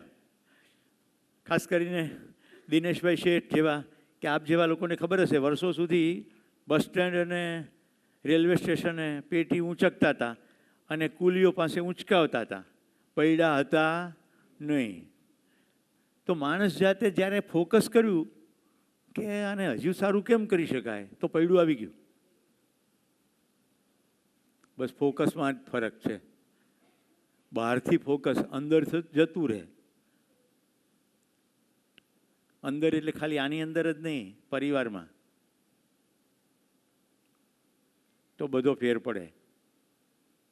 ચંદ્ર ઉપર પહોંચવાનું યાન બની ગયું, પોતાના સગા ભાઈને ત્યાં પહોંચવાનું યાન ક્યારે લાવીશું? ક્યારે બનશે? જીવન વિદ્યા શિબિરે એવા જાદુ કર્યા છે કે શિબિરના છેલ્લા દિવસે હું ગુજરાતમાં 5 દિવસના શિબિર ચલાવું છું. મારી પાસે એવા મિત્રો છે જે લોકો 6 દિવસના પણ ચલાવે, પણ હું જેની પાસે શીખ્યો શિક્ષકો 7 દિવસ, 8 દિવસ, 9 દિવસ ને 10 દિવસ ચલાવે. એ બધા શિક્ષકો નહોતા. હું પહેલાં શિક્ષક હતો, કન્સલ્ટન્ટ ટ્રેનર, એટલે હું તો બોર્ડ વર્ક કરું. મારી પાસે બધું કોમ્પ્યુટર સેટઅપ છે, અમારે લખવાની જરૂર નહીં. એક સ્ટ્રાઇક કરીશ એટલે આવી જશે, એટલે મને 5 દિવસમાં શિબિર થઈ જાય. પણ જે શિક્ષકો મથી રહ્યા છે એ બધાની મૂળ મથામણ તો આટલી જ કે ફોકસ કઈ રીતે અંદર લઈ જઈ શકાય, પરિવારમાં લઈ જઈ શકાય. તો શિબિરના અંતે જે લોકોનું ફોકસ જાય એમાંથી જે પ્રસંગો બને છે, 7મા દિવસે ભાઈને લઈને આવે કે આની સાથે મારે 15 વર્ષથી કોર્ટમાં કેસ ચાલતો હતો, આજથી બધા કેસ વિથડ્રો છે, મારે જમીન નથી જોઈતી, મકાન નથી જોઈતું, મારે ભાઈ જોઈએ છે. કેટલાને આ સમાચાર સાંભળીને અંદર સારું લાગે છે, ખાલી સાંભળવાથી સારું લાગે છે, તો થાય તો કેટલું સરસ. પણ આપણે એવી કલ્પના જ નથી કરતા. હું તમને એક સુંદર કલ્પના કહું. ઝેલેન્સ્કી પુટિનને ફોન કરે છે કે તું મુંબઈ વયો આવ, આપણે મોહનલાલ મીઠાઈવાળાનો હલવો ખાઈએ અને આ બધો ઝઘડો બંધ કરીએ. યાર બહુ થયું. આપણે આવી કલ્પના નથી કરતા. આપણે કેવી કલ્પના કરીએ છીએ કે એવી કઈ મિસાઇલ લાવીએ આપણે, એટલે પુટિન હોય કે ઝેલેન્સ્કી હોય, એવી કઈ લાવીએ કે જેથી બધું સફાજટ થઈ જાય. આપણી કલ્પના કેવી છે, કોઈ બીજા ગ્રહ ઉપરથી એલિયન આવશે તો એની સાથે ફાઇટ કેવી રીતે કરશું. આપણે એવી કલ્પના કરતા જ નથી કે એલિયન આવશે તેને પ્રેમથી ગળે લગાડીશું, અથવા એ આપણને ભેટવા માટે તત્પર હશે. એવી કલ્પના કેમ નથી કરતા? કલ્પના કરી શકાય તો 2 પ્રકારની કરી શકાય. આખી શિક્ષણની પ્રક્રિયા કેવળ અને કેવળ કલ્પના છે. I am repeating, entire process of education is nothing but just imagination. તમે પ્રકાશ સંશ્લેષણનો નિયમ ભણો તો ક્યાંય છોડમાં કંઈ થતું દેખાય છે? શિક્ષક ક્લાસમાં શું બોલે? લીલી વનસ્પતિ સૂર્યપ્રકાશની હાજરીમાં પર્ણમાં રહેલા હરિતદ્રવ્યની મદદથી જે ખોરાક બનાવે છે તેને પ્રકાશ સંશ્લેષણની ક્રિયા કહે છે. એમાં પણ મૂળમાંથી પાણી શોષે, મૂળ વડે પોષક દ્રવ્યો શોષે, કાર્બન ડાયોક્સાઇડનું ઉત્સર્જન કરે. હા કે ના? શું આયા કરો છો? કાર્બન ડાયોક્સાઇડનું ઉત્સર્જન ના કરે, શોષણ કરે. આ તમારી તપાસ છે કે કેવું સાંભળો છો. ઝીકમ ઝીક. તો કાર્બન ડાયોક્સાઇડને શોષે અને ઓક્સિજનને છોડે. તો આપણે કલ્પના કરીએ છીએ કે છોડ છે અને વનસ્પતિ છે ને, રાઈટ, લીલી વનસ્પતિ છે ને પાંદડું છે ને કંઈક થાય છે, પણ ખાલી મનમાં જ કલ્પના છે, કશું દેખાતું, આમ પ્રકાશ અંદર જતો દેખાતો નથી, ઓક્સિજન બહાર નીકળતો દેખાતો નથી. શિક્ષણની આખી પ્રક્રિયા કલ્પનાની છે. અત્યારે આપણી શિક્ષણ સંસ્થાઓએ જે કલ્પના કરી એ પ્રમાણે હું ભણ્યો. મને શું કલ્પના કરવામાં આવી? મારા પિતાજી દ્વારા ડૉક્ટર થવાનું છે. એટલે ઠેઠ રિઝલ્ટ આવ્યું ને ત્યાં સુધી બીજી કાંઈ જ ખબર નહોતી. અને ગોવિંદભાઈ, જ્યારે મારા બા બાપુ બંને સૂઈ જતા, આવી હરોળ, બે બાજુ ગાડલા, મારે 3 બહેનો, હું વચ્ચે બેસતો, ઉપર એક લેમ્પ, અને ચોપડીની અંદર નવલકથા રાખતો, નવનીત, સમર્પણ, ચિત્રલેખા, આવા બધા મેગેઝિન રાખતો, જેથી રખે જો એ લોકો જાગી જાય તો એમને એમ થાય કે સુરેશ કેટલું સરસ ભણે છે. હું 12મા ધોરણમાં બોર્ડમાં મણિનગર સેન્ટરમાં અમદાવાદમાં પ્રથમ આવ્યો, પણ 1 માર્ક ખૂટ્યો. એટલે ડેન્ટિસ્ટ્રીમાં હવે એનું કાંઈ નહીં કરીએ. રેકોર્ડિંગ તો બરાબર થઈ રહ્યું છે ને ભાઈ? કારણ કે આમાં હું કંઈ કરી શકું નથી, દાઢી છે અને આ દૂર જતું નથી. ના માઇકવાળા ભાઈ અત્યારે મને દેખાતા નથી. એ હોય તો કહો કે મારાથી આમ રાખે પછી નહીં નીકળી જાય, રાઈટ. હું કોશિશ કરું છું પણ તૂટી ના જાય એનો મને ડર છે. તો ડેન્ટિસ્ટ્રીમાં એડમિશન મળ્યું. મારી કલ્પના શું દોડી? આખી જિંદગી કોકને હળી ગયેલા મોઢા જોવાના, આ આપણને નહીં ફાવે. એટલે મેં કીધું પપ્પા ડેન્ટિસ્ટમાં નથી જવું. કહો કે બેટા એન્જિનિયર થઈ જાઓ. ખબર જ નહીં કેવું એન્જિનિયરિંગ કરાય. એક મિત્રના પિતાજીને પૂછ્યું તો કે અત્યારે લાઈન બહુ હોટ છે, ઇલેક્ટ્રિકલ એન્જિનિયર થઈ જા. એ બોલવા માગતા હતા ઇલેક્ટ્રોનિક્સ, એમની જીભ સરકી ગઈ એટલે ઇલેક્ટ્રિકલ બોલ્યા. એટલે મને તો મળી ગયું એડમિશન. પહેલું વર્ષ એન્જિનિયરિંગમાં કોમન હોય, એમાં બધું સર્કિટ ને બધું આવે. મારું દિમાગ ચક્રાવે ચડી ગયું કે આ ડાયોડ ને ટ્રાયોડ ને સર્કિટમાં તો કેવી રીતે જિંદગી જાય. એટલે હું પ્રિન્સિપાલ પાસે ગયો, સાહેબ મને બદલી દો ને. તો કે કંઈ બદલાય નહીં, હવે જતો રહે પાછો. હું રડી પડ્યો તો કે છોકરીની જેમ રોવે છે શું, ગેટ આઉટ. તો ગેટ આઉટ થઈ ગયો. આજે મને ચાવડા સાહેબ યાદ છે, LD કોલેજ ઓફ એન્જિનિયરિંગના પ્રિન્સિપાલ. વળી પાછી હિંમત એકઠી કરી, રાઈટ. મેં કીધું ને મારું વાંચન શરૂ થઈ ગયું હતું, થોડી હિંમત એકઠી કરી, પાછો ગયો. સાહેબ મારી જિંદગી આમાં નહીં જાય, સાહેબ હું પાસ તો થઈ જઈશ પણ મને મજા નહીં આવે, તમે મને બદલી આપો ને. ત્યારે વળી સાહેબને દિલ પીગળ્યું જરાક થોડુંક, શેમાં જવું છે. હવે જો કેટલી મારી અક્કલને સમજ હતી. મેં પટેલ એન્જિનિયરિંગની વાત કરી છે. મારા નાના સિવિલ કોન્ટ્રાક્ટર જ હતા અને મને યાદ છે લાખાપાદર નામના કોઈ ગામ આગળ ચેકડેમ બનાવતા. તો એમની સાથે હું જાઉં જીપમાં, પ્રકૃતિ, નદી, નાળા બધું ગમે. એટલે મને તું સિવિલ એન્જિનિયરિંગ સારું, આટલી જ અક્કલ હતી. એટલે સિવિલ એન્જિનિયરિંગમાં એડમિશન લઈ લીધું. એમાં શાઇનિંગ કલર સાથે બહાર પડ્યો, રાઈટ. પછી કે હાલો અમેરિકા, એ પછી મેં થોડીક સ્ટોરી કહી દીધી. આગળ એ ભણ્યા, પણ ધીમે ધીમે ધીમે આ સમજણ પડતી ગઈ. મારું તમને એ કહેવું છે કે જો મારા માતા પિતાને એવી ખબર હોત તો મને આર્ટ્સમાં મૂક્યો હોત અને આર્ટ્સમાં હું બીજે જ ક્ષેત્રમાં મારી રીતે આગળ વધ્યો હોત. શું મારો સંગીતનો શોખ જતો રહ્યો? ના, આજે છે.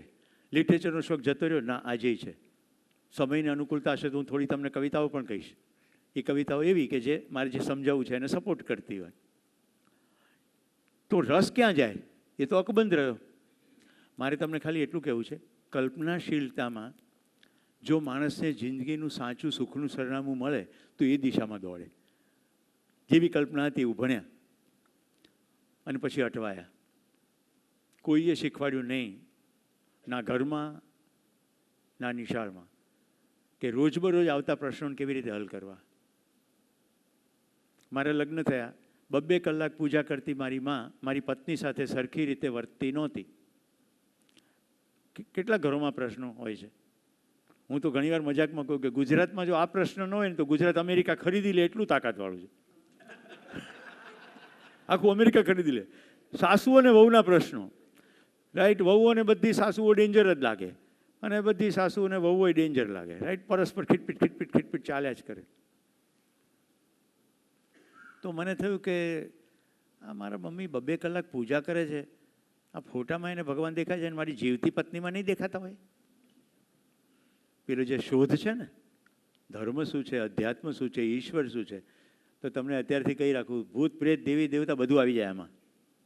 આ 3 દિવસના શિબિરમાં હું શક્ય એટલું કવર કરવાની કોશિશ કરીશ કે એવા કોઈ પ્રશ્નો બાકી ના રહે જેનાથી તમે અટવાતા હો. કમસે કમ અટવાવાનું બંધ થઈ જાય તો નેક્સ્ટ મોડ્યુલમાં સીધે રસ્તે કેવી રીતે ચાલવું એની પર વધારે વાત થાય. રાઈટ, ખોટી જગ્યાએ ઉર્જા બગડતી બંધ થાય. અરુણભાઈ, પછવાડે ન બેસતા, નવી પેઢી આગળ જ જોઈએ. એટલે મેં તમને શું કામ આગળ બોલાવ્યા ખ્યાલ આવે ને. અમે તો જવાના સુનર લેટર, તમારે હજી ઘણી જિંદગી છે, પણ અમે પાછા આવવાના. તો તમારે જેવા કોઈકના ઘરમાં આવવાનું ગમે એવું જીવવાનું સેટ કરવાનું કામ કરીએ ને ત્યારે જતા પહેલાં. આમાંથી કોઈને એમ થશે કે તમને ખાતરી છે? મને બિલકુલ ખાતરી છે કે હું ફરી પાછો આવીશ. કારણ કે કામ કેટલું બધું છે, હમણાં કીધું નહીં. ખાલી ગુજરાતના 18,000 ગામડા પહોંચવું હોય તો એક શરીર યાત્રામાં તો પતે એવું છે નહીં. એટલે ઘણું બધું કામ કરવાનું બાકી છે. તો યાત્રાના છેડે પહોંચીએ. મારી જિંદગીમાં શિબિર કેવી રીતે આવ્યો? 2011ની સાલ મારો દીકરો IITમાં એડમિશન લેવા માટે કોચિંગ ક્લાસમાં જાય, અમદાવાદમાં એડ્યુનોવા નામના ક્લાસમાં. એના જે મુખ્ય વ્યક્તિ, શિક્ષક અને માલિક, એનું નામ સુનિલ શર્મા. સુનિલ શર્માને છે ને પરમહંસના પગ પકડવાનો શોખ. એને મારી જેવા પ્રશ્નો. એટલે પ્રશ્નો પૂછે ને પરમહંસ જવાબ આપે ત્યાં સુધી રાખે, પછી જવા દે. અમે એને મજાકમાં પરમહંસ હન્ટર કહીએ. પરમહંસનો શિકાર કરવા નીકળ્યા છે. જો ઘટનાઓ કેવી રીતે ઘટે છે, આ મને કહેતા એટલા માટે આનંદ થાય છે કે આ શિબિરના આયોજનમાં જે લોકો લાગ્યા છે એને પાછળથી ખ્યાલ આવશે કે એક નાના નાના નિર્ણયો કેવી રીતે ઉપયોગી થાય. તો વાર્તામાં રસ પડી રહ્યો છે? કામનું કંઈ લાગે છે એમાં? તો એડ્યુનોવાની અંદર એ મારો દીકરો ભણવા જતો અને સુનિલ શર્મા પરમહંસ હન્ટર. રાજસ્થાનમાં એક શરણાનંદજી નામના સાધુ છે, એ ગાયોની સેવા કરે અને ગાયોના સેવા માટે પ્રચાર કરે. રાજસ્થાનથી નીકળતા પ્રચાર કરતાં કરતાં કરતાં કરતાં એમને ખબર પડી કે છત્તીસગઢમાં ગીર ગાયો છે. રાયપુર પાસે અછોટી ગામમાં પહોંચ્યા, જ્યાં જીવન વિદ્યાનો શિબિર ચાલતો હતો. ચાલુ શિબિરમાં 1 કલાક બેઠા, પણ એમનું તો કામ હતું એટલે નીકળી ગયા. પણ નીકળતા પહેલાં પુસ્તક લઈ લીધું, જીવન વિદ્યા એક પરિચય. એ પુસ્તક પ્રવાસના દરમિયાન એમણે વાંચ્યું. ક્રમશઃ અમદાવાદ આવ્યા. પેલા પરમહંસ હન્ટર સુનિલ શર્મા એને મળવા ગયા. એણે કીધું કે મેં શિબિર કર્યો નથી, પણ આ પુસ્તકમાં લખ્યું છે એ પ્રમાણે લાગે છે કે તારા તમામ સવાલોના જવાબ આમાં છે. સુનિલભાઈ પુસ્તક વાંચી લીધું. સાંજે વાંચવાનું શરૂ કર્યું. રાત્રે મધ્યરાત્રિએ છત્તીસગઢ ફોન કર્યો કે આ શિબિર હવે ક્યારે છે, અને શિબિરમાં પહોંચી ગયા. એ દિવસોમાં હું institute of company secretaries of India એના વિદ્યાર્થીઓ માટે એક અઠવાડિયાના ટ્રેનિંગ પ્રોગ્રામ કરતો. એમાં એને સ્ટુડન્ટ ઇન્ડક્શન પ્રોગ્રામ કહે. અને મારી સાથે એક જુનિયર ટ્રેનર હતા, સંજીવ શર્મા. એટલે મુખ્ય પહેલો દિવસનું કામ હું કરું, પછી સ્ટ્રક્ચર બનાવી દઉં, એ પ્રમાણે બાકીના દિવસો ચલાવે. સુનિલ ને સંજીવ મિત્રો, એટલે બે ભાઈ સાથે ગયા.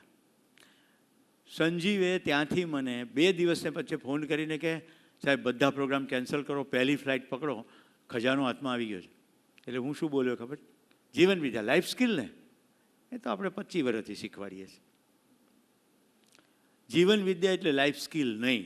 જીવન વિદ્યા એ સ્કિલનો કાર્યક્રમ નથી. તમને સાદી ભાષામાં કહું, સ્કિલ કોને કહેવાય? તમને રોટલી બનાવતા આવડે ને, એને સ્કિલ કહેવાય. પણ ઘરમાં આવેલો મહેમાન કે મારે રોટલી નથી ખાવી અને તમે બનાવીને પરાણે ખવડાવો, એને સમજણનો અભાવ કહેવાય. જીવન વિદ્યાનો કાર્યક્રમ સમજણનો કાર્યક્રમ છે, સ્કિલનો કાર્યક્રમ નથી. હા, સમજણ આવી જાય તો કઈ સ્કિલ કેળવવી ખબર પડી જાય. તો મેં તો કીધું ભાઈ સ્કિલ ને તું કરી નાખ ને પૂરું. એ આવી ગયો પાછો, થોડુંક ફ્લાયર લેતો આવ્યો. બુક નહીં, જીવન વિદ્યા વિશે થોડું લખેલું એ મેં વાંચ્યું. મને લાગ્યું કંઈક સારું છે. કેવું સારું છે? આ પટેલ સમાજનો પ્રસ્તાવ ગયો હશે ત્યારે એમ જ થયું હશે કે આ રમેશભાઈ મથે છે તો કંઈક તો સારું હશે, પણ એનાથી આગળ નહીં વધ્યા હોય. મારા કેસમાં એવું થયું કે સુનિલ શર્માએ મને કહ્યું કે તમે થોડા જાગૃત વાલી છો, હું આ બધા બાળકોને સિંહ બતાડવાના બહાને જૂનાગઢ લઈ જવા માગું છું અને મેં એક શિબિર કર્યું છે, આ શિબિર કરાવો છે. તમારું શું કહેવું છે?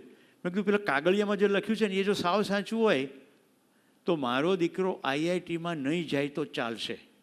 કરાવો શિબિર.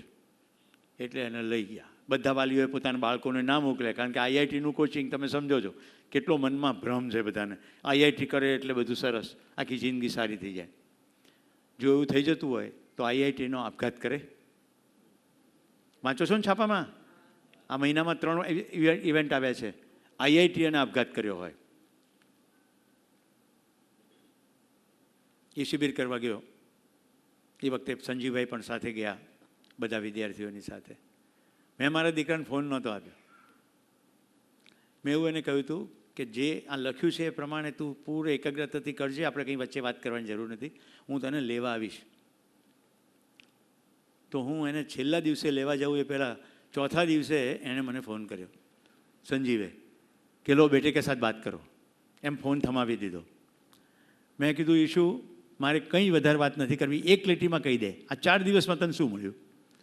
એણે કીધું પપ્પા અત્યાર સુધી હું પ્રભાવ હેઠળ જીવતો હતો, આજે મને ખબર પડી પ્રભાવ અને પ્રેરણા વચ્ચે ડિફરન્સ છે. આજથી જિંદગીમાં પ્રેરણા મહત્ત્વની બનશે. મને થયું કે આ 11મા ધોરણના વિદ્યાર્થીને બત્તી થઈ ગઈ. છેલ્લા દિવસે હું એને લેવા ગયો. મેં સોમ ત્યાગીજી જે શિક્ષક હતા એને 1 કલાક સાંભળ્યા. 1 કલાકના અંતે મેં ત્યાં સંકલ્પ કર્યો, આજથી મારી જિંદગી આમાં હું મૂકું છું. ત્યાર પછી ગુજરાતનો પહેલો શિબિર મેં જ આયોજિત કર્યો. હું એમાં શિબિરાર્થી તરીકે બેઠો અને બેક ટુ બેક એમના શિબિર આયોજિત કરતો ગયો. એ આજ સુધી ચાલુ છે. ગયા મહિને મોન્ટેરિયા વિલેજ ખાતે સોમ ત્યાગીજીનું શિબિર ઓલરેડી આયોજિત કર્યો હતો અને આ મહિનાના અંતમાં એડવાન્સમાં અધ્યયન બિંદુ શિબિર ફરી એકવાર મોન્ટેરિયા વિલેજ ગોવિંદભાઈની સંસ્થામાં થવા જઈ રહ્યો છે. સોમ ત્યાગીજીનો 23 થી 29 માર્ચ. એટલે મારું તો એવું ભલામણ છે, જો તમે લોકો આ 3 દિવસ પૂરેપૂરા 100% હાજર રહો તો તમે અવશ્ય એમ જશો, એમાં મારે કંઈ ડાઉટ નથી. તો એ 1 કલાક પછી મેં આ બેક ટુ બેક શિબિરોમાં બેસતો ગયો વિદ્યાર્થીની જેમ અને પછી કનેક્શન મેળવી દઉં. મને થયું કે આજ કરવા જેવું છે, એટલે પછી ડિટેલમાં સ્ટડી કર્યો અને અત્યારે હું આ શિક્ષક તરીકે કામ કરું છું. સમય મળશે આ 3 દિવસમાં તો એ પણ હું કહીશ કે હું આનો શિક્ષક કેવી રીતે બન્યો. હું તો વિદ્યાર્થીની જેમ જ કામ કરી ગયો હતો. એક ઘટના એવી ઘટી તો એના વિશે વાત કરીશ, સમય રહેશે તો. આપણો એજન્ડા એ નથી. આટલું વિગતે કહેવાનું ખાલી એટલું જ છે કે ક્યાંકથી કોઈ એક માહિતી, કોઈ એક વિચાર, કોઈ એક સાચો ભાવ આટલો મોટો ફરક પાડી શકે છે. હા કે ના? આપણી વચ્ચે ગોવિંદભાઈ વાઘાણી છે અને રાજેશભાઈ એનાવાડિયા છે. આ 2 ભાઈઓને કારણે મુંબઈમાં શિબિર આવ્યા છે. આ તબક્કે હું ગોવિંદભાઈને પહેલાં રિક્વેસ્ટ કરું છું કે આ જ હોલમાં મુંબઈનો 2જા નંબરનો શિબિર પહેલો રાજેશભાઈએ આયોજિત કર્યો હતો. પછી આપણે એમને પણ કહીશું કે તમે શું કામ શિબિર કર્યો યોજન, અને રમેશભાઈ તમને એવું શું થઈ ગયું કે તમે ફરીવાર એકવાર આ માંડવો કર્યો છે. તો ગોવિંદભાઈને માઇક આપો, એમનું શેરિંગ આપણે સાંભળીએ. આ બધું એટલા માટે કે શિબિર શું કામ મહત્ત્વનો છે એ સમજાય તો પછી શિબિરનું વિષય વસ્તુની સ્વીકૃતિ આવે. નહીં તો આ પ્રવચન લાગશે, અને આ પ્રવચન નથી. આ પહેલા સત્રમાં મેં મોટે ભાગે બોલ્યો છું, પણ બાકીના બધા સત્રોમાં આપણી વચ્ચે સંવાદ થશે. ઓકે? કારણ કે સ્ટોરી તો મારે જ કહેવી પડે મારી, એ તો કંઈ વાતચીત. કેટલાક મહેમાનો છે એટલે તમારો પરિચય પણ આપજો. હું ગોવિંદ વાઘાણી નવી મુંબઈમાં રહું છું.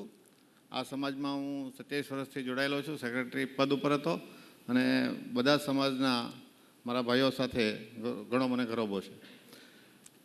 સુરતથી મારા એક મિત્રનો જ્યારે મને મેસેજ આવ્યો કે એક શિબિર જીવન વિદ્યા નામની પોઈચા ખાતે થઈ રહી છે અને એ મિત્રને ખાલી માન આપી અને 7 દિવસની શિબિર કરવા માટે હું પોઈચા ગયો. આ 2022ની વાત છે, માર્ચ મહિનામાં. અને એ શિબિરમાં 1 દિવસ પહેલાં આવી જ રીતે સુરેશભાઈ શરૂઆત કરી એટલે મને એમ લાગ્યું કે આમાં કાંઈ આપણું કામની વસ્તુ નથી અને 7 દિવસ આવું બધું સાંભળવામાં કાંઈ મને મતલબ લાગતો નથી. એમ કરીને મેં એક પહેલા દિવસે નિર્ણય કર્યો કે આ શિબિરમાં હું કાલથી જતો રહીશ. તો જે મિત્ર હતા સાથે એણે કીધું કે 1 દિવસ રોકાઈ જા. અને બીજા દિવસથી જ્યારે સુરેશભાઈને મેં સાંભળ્યા ત્યારે 7 દિવસ અચૂક સાંભળવું જ છે અને હવે કોઈ કાઢી મૂકે તો જવું નથી, એ રીતના નિર્ણય સાથે મેં આખી શિબિર સુરેશભાઈની પૂરી કરી પહોંચ્યા. અને શિબિર પૂરી થતાં મને એવું લાગ્યું કે આની અંદરનો જે ભાવ, આની અંદરનું જે સમજણ છે, આ સમજણ આખા સમાજને મારે દેવી જોઈએ એવો ત્યાં જ મને ભાવ થઈ ગયો અને આખા સમાજ માટે શિબિરનું આયોજન કરવું એવો ત્યાં મેં નિશ્ચય કર્યો. અને સુરેશભાઈને પૂછ્યું, ભાઈ તમે નવી મુંબઈ આવશો? તો એણે કીધું, તમે આજ મારો તો ભેગ છે, હું આ કરવા માટે જ હવે મેં બધું છોડી દીધું છે, તો કે તમે તારીખ નક્કી કરો. એ હિસાબે આપણો પહેલો શિબિર થયેલો. પણ એ શિબિરમાં હું અને સમાજ વતી દરેક પ્રતિનિધિઓ એટલું ફેલાવો નહીં કરી શક્યા, એટલે એ શિબિરમાં વધારે સંખ્યા નહોતી થઈ. એ સંખ્યા નહીં થવાને કારણે મને એક ત્યારે આઈડિયા આવ્યો કે ભાઈ આને લાઈવ ટીવી પર કરીએ, જેથી કરીને આખા ગુજરાતની અંદર એ શિબિર લોકો ઘરે બેઠા પણ માણી શકે. તો વાલમ ટીવીમાં એ શિબિર આખો લાઈવ પણ કરેલો. અને મુખ્ય કારણ જે સુરેશભાઈ કીધું, ભાઈ તમે જણાવો તમારો શું કામ કરવું. તો જીવન વિદ્યા શિબિર જેમ સુરેશભાઈને 1991 2011માં ને જેમ આવી ગઈ અને આખો ધંધો નાતે છોડીને બધું કરવા માંડ્યા, એનું એક જ મુખ્ય કારણ એ કે સમજણનો અભાવ જે સમાજની અંદર છે, જેના લીધે જે પ્રશ્નો નાના મોટા થઈ જાય છે, જે મોટા નાના થવા જોઈએ. મારા ખ્યાલથી વિદ્યામાં આવવાથી મોટા પ્રશ્નો હશે એને તમે નાના બનાવી અને જીવનને આગળ વધારી શકશો. અને અત્યારે આપણી લગભગ પ્રેક્ટિસ બધાને એવી છે કે નાનો એવો પ્રશ્ન હોય એનો મોટું સ્વરૂપ આપી અને આપણે એને ભાર લઈને, બોજો લઈને આગળ વધતા હોય. તો મારો અનુભવ એવો થયો કે જીવન વિદ્યા મારા જીવનમાં આવવાથી ઘણા પ્રશ્નોની સમજણ વિસ્તૃત રીતે આવી અને વિસ્તૃત રીતે સમજણ આવવાથી લગભગ બધા મારા જીવનના પ્રશ્નો ધીરે ધીરે હું હલ કરતા શીખી ગયો. અને આગળના નજીકના લોકોને પણ આ વાત કરવાથી એમનામાં પણ મને ફરક દેખાણો. એટલે આ શિબિરનું આયોજન વારંવાર મને કરવાનું મન થાય છે. આ વાત મેં આજના સેક્રેટરી રમેશભાઈને કરી, તો કે ના આવી વાત હોય તો આપણે કરીએ. એ રીતે આજે આ બીજી શિબિરનું આયોજન છે. પ્રમુખ ચતુરભાઈ પણ કીધું કે કંઈક ગોવિંદ સમાજ ઉપયોગી વાત હોય તો આપણે જરૂરથી કરવી જોઈએ. તો આ રીતના આ બીજો શિબિર આપણે અહીં આયોજન કરીએ છીએ. મારો પ્રકલ્પ છે મોટેરા વિલેજભાઈએ કીધું એમ, ત્યાં પણ મેં આવા શિબિરો કરવા માટે, જ્યાં હિન્દી ભાષામાં હમણાં સોમ ત્યાગીજીનો થયો, એને આગળનું અધ્યયન બિંદુનું પણ થઈ રહ્યું છે. તો મારી એવી ભાવ થઈ ગયો છે કે હું આવા કામો જો જીવનમાં કરું તો મને પણ સંતોષની લાગણી અનુભવાય. એ હેતુથી આ કરી રહ્યો છું. ધન્યવાદ. તમારું નામ રાજેશ નાવડિયા છે ને ડાયમંડનો વેપારી છું હતો. ઓકે. અને મેં પહેલી વખત જ્યારે જીવન વિદ્યા શિબિર કરી ત્યારે મારા મનમાં કરોડો પ્રશ્ન હતા. અને સૌથી મારી જે માન્યતાઓમાં હું જીવી રહ્યો હતો એ બધી માન્યતાઓ અને ભ્રમમાંથી મુક્ત થઈ ગયો. અને સુખી કેવી રીતના થવું અને સુખી થવાનો રસ્તો શું છે અને નિરંતર સુખી કેવી રીતના થઈ શકે એનો રસ્તો મળી ગયો. અને એ સુખ મળવાથી, નિરંતર સુખી થઈને જીવવાની ચાબી મળવાથી આખા સમાજના, આખા હિન્દુસ્તાનના દરેકે દરેક વ્યક્તિ સુધી પહોંચે એવો ભાવ આવ્યો. અને સદાય હંમેશા માટે હું જીવન વિદ્યા દરેક જગ્યાએ જાય ત્યાં હંમેશા પ્રયાસ કરી રહ્યો છું. અને સાથે સાથે વિદ્યાર્થી તરીકે શીખી પણ રહ્યો છું.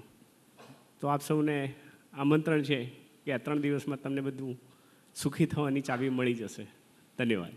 લિંગ એટલા માટે હતું કે જીવન વિદ્યાનું ક્યાંય તમને કોઈ જગ્યાએ ટ્રસ્ટ, ફાઉન્ડેશન, ફંડ, ફાળો, પૈસા, જાહેરાત, પ્રમોશન કશું જ ક્યાંય નહીં જોવા મળે. આખી નોન કોમર્શિયલ પ્રવૃત્તિ છે. એક પણ વ્યક્તિ કોઈ પણ રીતે આમાં કોમર્શિયલી સંકળાયેલો નથી. બધા પોતાની ખુશીની અભિવ્યક્તિ કરે છે. નંબર 1. નંબર 2, અમે તમને કશું મનાવવાનો પ્રયત્ન નહીં કરીએ. હું હમણાં ડિટેલમાં પીપીટીના માધ્યમથી તમને કહીશ શિબિર કેવી રીતે ચાલશે, શિબિર શું નથી. તો હૃદયનો એક શુદ્ધ ભાવ કે અમારી જિંદગીમાં જે સુખ આવ્યું છે એ તમારી જિંદગીમાં પણ આવે, કારણ કે તમે અમારા જ છો. અત્યારે તમને આ સ્ટેટમેન્ટ થોડું વધારે પડતું લાગશે. ત્રીજે દિવસે તમને ખ્યાલ આવશે કે કોઈ પારકું છે જ નહીં. આપણી અંદર બધા કેટલાય માન્યતાઓ અને ભ્રમો છે, આ મારું ના તારું. અને એ સમજવા માટે આપણી પાસે જેટલા પ્રયત્નો થયા છે એ એક સમય સુધી તો વેલિડ હતા, પણ હવે ચાલે એમ નથી. ભયથી આપણે માનતા આવ્યા, પ્રલોભનથી માનતા આવ્યા, આસ્થાથી માનતા આવ્યા. હવે તર્કની ભૂમિ છે, બધું તર્કબદ્ધ સમજવું પડે. રાઈટ? ગૂગલને, ઇન્ટરનેટે દુનિયાને ફ્લેટ કરી નાખી. કોઈ એમ કે આમ છે તો બીજો માણસ કે ના જોવા દે, આમ છે. રાઈટ? એટલે મર્યા પછી સ્વર્ગ છે તો આજની નવી પેઢી કહેશે ક્યાં છે. કોઈ સ્વર્ગીયથી પાછું આવીને કહેતું તો છે નહીં, તમે ખોટા ઉઠા ના ભણાવો, અમને મોજ મજા કરી લેવા દો, આ જ સ્વર્ગ છે. એટલે અહીંયા આપણે એવી કોઈ વાતો નહીં કરીએ જેમાં બધા રહસ્યો હોય. અહીંયા ડે ટુ ડે જિંદગીમાં હું મંત્રગાન કરતો હોઉં છું. એ મંત્ર પણ જે પહેલી વાર જેના મોઢામાંથી નીકળ્યો છે એમની વાત થોડીક વારમાં કરીશ. ભૂમિ સ્વર્ગતામ યાતું, ભૂમિ જ સ્વર્ગ થઈ જાય, કોઈ પછી સ્વર્ગે જવાની વાત નથી. મનુષ્યો યાતું દેવતામ, મનુષ્યો દેવ થઈ જાય. ધર્મો સફળતામ યાતું, ધર્મ સફળ થઈ જાય. અત્યારે ધર્મ નિષ્ફળ ગયો છે. જો સફળ હોત તો અંદર અંદર થોડા બાખડત. નિત્ય યાતું શુભોદયમ, રોજ શુભ થાય. જે લોકો ક્લાસમાં પહેલાં આવ્યા એમણે જોયું હશે, મેં પેન ચેક કરવા માટે લખ્યું હતું શુભ હો, નિત્ય શુભ થાય, એવું થઈ જાય. અને એનો તમને શુદ્ધ તર્કબદ્ધ રીતે રસ્તો દેખાશે અને પછી એમાં તમને તમારું કામ દેખાશે. બધા કે મારી જેમ ટીચર નહીં થાય, બધા ટીચર નહીં થાય. આજે વિપુલભાઈનો મેં તમને પરિચય કરાવ્યો. હવે એ શાળાના અધ્યક્ષ છે તો એ શાળાની અંદર એજ્યુકેશનમાં કામ કરશે, રાઈટ. કોઈ એડમિનમાં બેઠું છે વહીવટમાં તો વહીવટમાં ફેર પાડશે. કોઈ કોર્પોરેટ સેક્ટરમાં કામ કરે છે તો એ રીતે કામ કરશે. એમ બધા પોતપોતાનું કામ જોશે. આજે ગોવિંદભાઈને એમણે મોન્ટેરિયા વિલોજ આટલી પ્રોપર્ટી બનાવી તો એમને એવું થયું કે આ લોકો જનકલ્યાણ માટે પ્રોપર્ટીનો ઉપયોગ થાય, રાઈટ. મનોરંજન માટે તો બધા વાપરે જ છે, પણ આ એક મહત્ત્વનું કામ છે તો ત્યાં શિબિર થયો. આવું બધું આવી રીતે બધા પોતપોતાનું કામ નક્કી કરશે. તો આટલી પૂર્વ ભૂમિકા અને મારી યાત્રા સાથે તમારી વચ્ચે હું પ્રસ્તુત છું. હવે તમને એટલું તો સ્પષ્ટ ખ્યાલ આવી ગયો હશે કે હું અહીંયા પરાણે આવ્યો નથી, હું નવરો છું એટલે આવ્યો નથી, મારે બીજો કોઈ ધંધો નથી એટલે આવ્યો નથી, મને ઓડિયન્સ આટલું સારું ક્યાં મળશે એટલે ગુજરાતથી મુંબઈમાં આવ્યો નથી. અહીંયાથી પાછા ગયા પછી 1000 શિક્ષકોની શિબિર છે, પણ સંસ્થાના આયોજકોને ખાલી 100નો હોલ મળ્યો છે. મેં કીધું ગોવિંદભાઈને ભેગા કરી દો તો ગમે તેમ મેળ પાડી દે. સાબરકાંઠા, મેં તમને હમણાં જે ક્લિપ સંભળાવી એ સાબરકાંઠાની ભાષા હતી. 1000 શિક્ષકો છે. મને કે સુરેશભાઈ આપણે 100-100 10 શિબિર કરીએ, તારીખ નક્કી છે. મેં કીધું હોલ શોધો, સમયની ઉર્જા તો સરખી જ લાગે છે. તો આમ બેક ટુ બેક શિબિરો ચાલી જ રહ્યા છે. આમંત્રણ આવી ગયું છે અમેરિકાથી, San Francisco, Atlanta, New Jersey, New York, આ બધી જગ્યાએ બેઠેલા લોકોને શિબિર જોઈએ છે. અહીંયા દેશમાં ઓછું કામ છે, પણ તકલીફ શું છે, અમે શિબિરનું ક્યાંય આયોજન હું એઝ અ પ્રબોધક કરતો નથી કે હવે મારાથી રહેવાતું નથી બોલ્યા વગર, જલ્દી કોક હોલ લાવો. કારણ કે તો પ્રવચન થાય ને. એના માટે લોકો છે, એના માટે એજન્સીઓ છે અને અમને ઓફરો મળી ચૂકી છે કે તમે આટલું કરો, નીચે પટ્ટી અમારી આવશે અને તમને આટલા પૈસા પણ આપીએ. એટલે કીધું એ કરવું હોત તો કરતા જ તા જુદું, કોર્પોરેટની ટ્રેનિંગ કરતા જ તા. એટલે આ સમજણનો કાર્યક્રમ છે અને જ્યોત છે જ્યોત જગાતા, એટલે મને સમજાયું તો તમારા સુધી પહોંચે. અને જો હું એ આચરણમાં મૂકીને જીવી શકતો હોઉં તો મારા શબ્દોમાં પ્રેરણા કરવાની તાકાત આવે અને તમે એ પ્રમાણે આચરણ કરો તો પછી બીજામાં ફરક પડે, બાકી ફેર પડે નહીં. તો સ્ટોરી અહીંયા પૂરી. હવે આપણે જોઈશું આ જેણે ફ્રીજ કર્યું એને કહેજો કે જરૂર પડે તો જ ફ્રીજ કરે, અત્યારે તો અનફ્રીજ જ છે. આ 1 by 1 સ્લાઇડથી મારે જે કહેવું છે હું કહીશ. આ ભાઈ એ ફ્રીજ કરીને ગયા લાગે છે. એ મને કહેતા હતા કે તમે મને ઈશારો કરશો એટલે હું અનફ્રીજ કરીશ. હવે આ જ રહેશે. તો આપણો શિબિર એ માનવાનો નહીં બલકે જાણવાનો શિબિર છે. તો સૌથી પહેલી જ બાબત આપણે લઈએ. આ શિબિર મારા પીપીટી ઉપર આધારિત નથી, કારણ કે સમજ્યા હોય એ જીવવાનું છે, એને યાદ રાખવાનું હોતું નથી. તમે મીણબત્તીમાં એકવાર આંગળી જાય બળો પછી યાદ રાખવું પડે કે આખી જિંદગી એ પ્રમાણે જ આચરણ થાય. જેટલી વાર મીણબત્તી કે જ્યોત આવે તો યાદ કરવું પડે કે શું થયું હતું. ના, સમજાઈ ગયું, મીણબત્તી સમજાઈ ગઈ, આગ સમજાઈ ગઈ, ચામડી સાથેનો સંપર્ક સમજાઈ ગયો એટલે આખી જિંદગી ચાલે. એટલે આની ઉપર ડિપેન્ડન્ટ નથી. હું તમને બતાવું એટલા માટે કે ટૂંકા સમયગાળામાં કેટલીક વસ્તુ તમને રજિસ્ટર કરવામાં ઇઝી પડે, રિન્ફોર્સમેન્ટ કહે એને. તો આપણે પહેલો કન્સેપ્ટ સમજીએ. ભાઈ કેમેરા તમે અહીંયા રાખજો જ્યાં સુધી હું લખું. માનવું ઇઝ નોટ ઇક્વલ ટુ જાણવું. પહેલો ફંડામેન્ટલ. માનવું અને જાણવું એક નથી. આ મારો પ્રસ્તાવ છે. પહેલાં તમે સ્વયંમાં જુઓ. હું તો કહી રહ્યો છું કે માનવું અને જાણવું એક નથી. તમને કેમ લાગે છે? માઇક આપી શકાય? હું જેને પસંદ કરું એને જવાબ આપવાનો છે. હા. मैंने तुझे चुन लिया तू भी मुझे चुन सुन साहिबा सुन. બોલો, માનવું ને જાણવું એક નથી. ઊભા થઈને કહો. અને તમારો સરસ મજાનો રાજ કપૂર જેવો ચહેરો આ કેમેરામાં કેપ્ચર થાય. થોડું આમ ઓડિયન્સની સામે જોઈને કહો. માનવું અને જાણવું. મેં તો પ્રસ્તાવ મૂક્યો, રાઈટ? એક નથી. તમને કેમ લાગે છે? અલગ અલગ જ છે. કેમ, કેવી રીતે અલગ છે એ તો કહો. માનવામાં શું થાય ને જાણવામાં શું થાય? જાણવામાં ખબર પડી કે આંગળી મીણબત્તીમાં ન નખાય, એવી રીતે આ કોન્સેપ્ટ છે મારો આ સાથે જ, કે એકવાર ભૂલ થઈ ગઈ, આ એનું પરિણામ છે. બીજી વાર મીણબત્તીમાં આંગળી ન નખાય એમ. એને જાણવું કહેવાય. એને જાણવું એ તો મેં કીધું એને edit, select all, copy paste. બીજા કોઈ? મારે તમારી સાથે સંવાદ થવાનો છે. આખો શિબિર સંવાદનો છે. ભાઈ આને અનફ્રીઝ કરજો. માનવું અને જાણવું એક નથી. એક નાનકડી ઘડિયાળ ક્યાંક મૂકી શકાય? માનવું એટલે આપણી માનસિકતા જે રીતે ઘડાયેલી છે, આપણી જે સાયકોલોજી, એના આધારે આપણે જે નક્કી કરતા હોય છે કે આ હું માની રહ્યો છું, આ બિલીફ છે. અને જે જાણવું એટલે એક ઇન્ફોર્મેશન છે કે જે મને બહારથી મને એક ઇન્ફોર્મેશન મળી છે. એટલે એ હજી કોન્ફિડન્ટ નથી થઈ, બિલીફમાં પરિવર્તિત નથી થઈ. ઓકે, બીજો કોઈ જવાબ? માનવું અને જાણવું એક નથી. આપણી પાસે 4 માઇકો છે, એટલે બહેનોમાં પણ જવાબ જોઈએ. હા, તમે કહેશો? જે લોકો શિબિર કર્યો એને તો ખબર જ છે. જેને શિબિર નથી કર્યો એમણે આ યંગ દીકરીને આપો.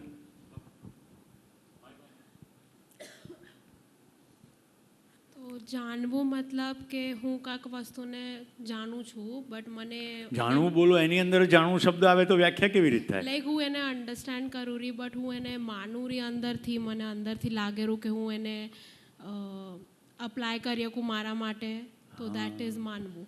એપ્લાય એ શબ્દ પકડો.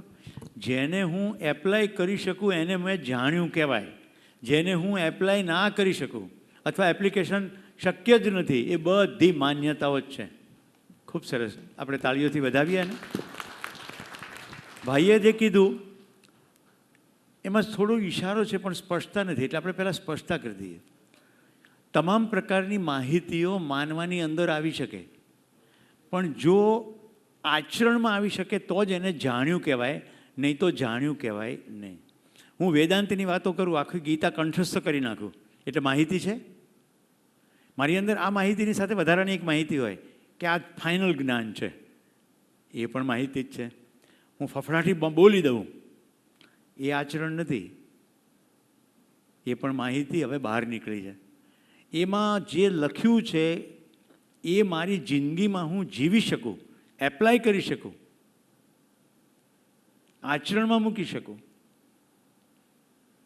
તો યાદ રાખવું એટલે જાણવું નહીં. કંઠસ્થ કરવું એટલે જાણવું નહીં.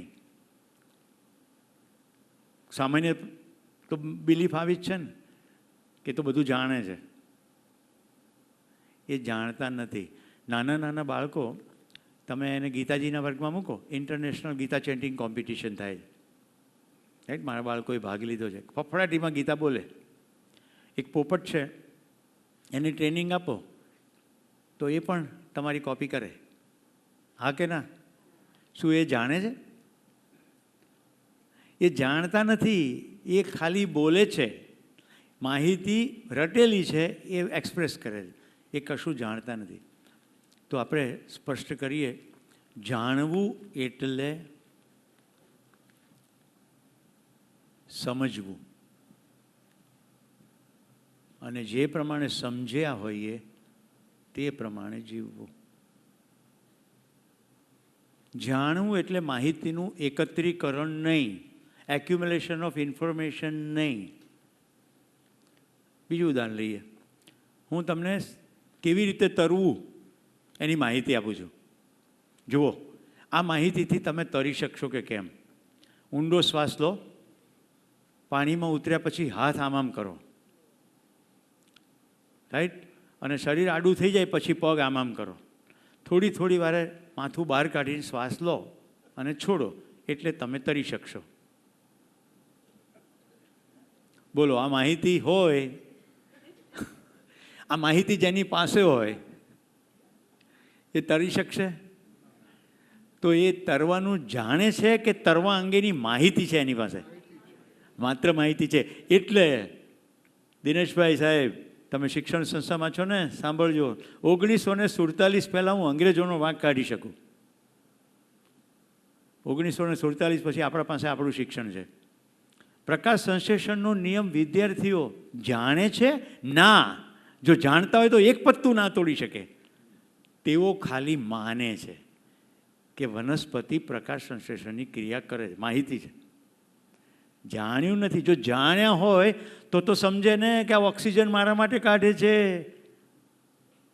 આખી પ્રક્રિયા સમજે તો પછી કેવો વ્યવહાર કરે?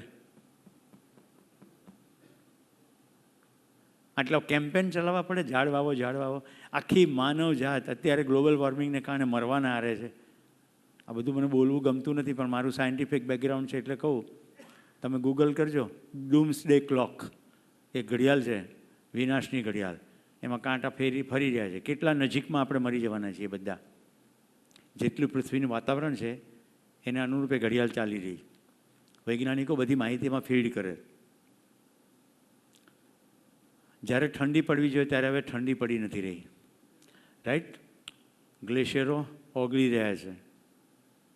જ્યાં સ્નો કદી ના પડે ત્યાં અત્યંત સ્નો છે. જ્યાં હોળીઓ જ નહોતી ત્યાં પૂર આવ્યા છે. આવું બધું થઈ રહ્યું છે કે નહીં? કહેજો, જાણ્યું માનવ જાતે? ક્યાં જાણ્યું? માહિતી ટ્રાન્સફર થઈ. તો જાણવું એટલે જીવવું. જો જીવવામાં આવે એટલે બીજા શબ્દમાં મૂકીએ તો આચરણ. હવે માનવું જોઈએ. કોઈકે કીધું, માની લીધું, ભયથી માનીએ. આમ કરો નહીં તો આમ થશે. તમે સ્કૂટર મોટરસાઇકલ પર જતા લોકોને જોયા હશે, વચ્ચે દેરી આવે ને એટલે સલામ મારે. હા કે ના? કાલે એક જૈન પરિવારમાં હું મહેમાન હતો. ગુરુવારે અને રવિવારે પ્રવાસ ના થાય, રાઈટ. આમાં પણ કોઈ જૈન મિત્રો હશે તમારે. હું જરા પણ એવું નથી કહી રહ્યો કે પ્રવાસ કરવો, અને હું એવું નથી કહી રહ્યો કે ના કરવો. મારો ખાલી એટલો સિમ્પલ પ્રસ્તાવ છે કે આ જાણ્યું છે કે માન્યું છે? તો મોટે ભાગે ભયથી માન્યું છે કે જો પ્રવાસ કરીશું તો કંઈક ખોટું થશે. બિલાડી આડી ઉતરે એટલે રોકાઈ જવું, નહીં તો કામ બગડશે. ભય. બીજું કશુંક મેળવવું છે, પ્રલોભન. અમારે ગુજરાતમાં લોકો કાબરોને ગાંઠિયા ખવડાવે. શું માન્યું છે? પુણ્ય થાય એટલે સ્વર્ગ મળે. ગાયને રોટલી અને કૂતરાને ચાનકી. કદી વિચાર કર્યો કે ગાય જંગલમાં હોય એને કોઈ રોટલી રાંધી ના દે? ગાય ઘાસ ખાય, ગાય રોટલી ના ખાય, કાબર દાણા ખાય, કાબર ગાંઠિયા ના ખાય. આપણે એમને ટેવ પાડી પાડીને એમના આખા સિસ્ટમને ખરાબ કરીએ. આમાં ઘણાને અંદર હચમચ છે બધું. કીડિયારું પૂરવા જાય થેલી લઈને. ઘરમાં વહુ રોતી હોય અને સાસુમાં કીડિયારું પૂરવા જાય. પ્રલોભન, સ્વર્ગ મળી જશે, પુણ્ય થઈ જશે. હા કે ના? ત્રીજું, આસ્થાપૂર્વક માનીએ. માતા પિતાએ કીધું એટલે માનો, કોઈ માની લીધા ગુરુએ કીધું એટલે માનો, પુસ્તકમાં લખ્યું છે એટલે માનો.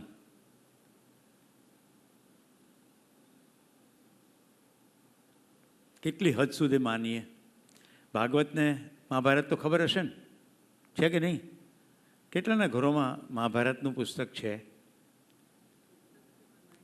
સમ ખાવા માટે 1, 2 ને 3, 4. સમ ખાવા માટે આપણે કહેવત છે ને, તમારા સમ. આપણે પોતાની જાતને હિન્દુ કે સનાતની માનીએ છીએ કે જાણીએ છીએ? પુસ્તક બી નથી આપણા ઘરમાં. તો આસ્થાપૂર્વક કોઈકે કીધું, એક જણ કે ખૂબ બધા લોકો તાળીઓ પાડે પછી અને હજારો દોડવા માંડે. ભગવાન શ્રી કૃષ્ણના પત્નીનું નામ રૂકમિણીજી છે, અષ્ટપટરાણીઓ છે, બીજી ઘણા બધા નામો છે, અહીંયા એનો સમય નથી. પણ મંદિરો તમે ક્યાંય ભાગ્યે જ જોયા હોય કે રૂકમિણી ને કૃષ્ણનું મંદિર હોય. મંદિર કોના હોય છે? રાધા કૃષ્ણ. ભાગવત અને મહાભારત ખોલીને જોજો, એમાં રાધા નામનું પાત્રનો ઉલ્લેખ પણ નથી.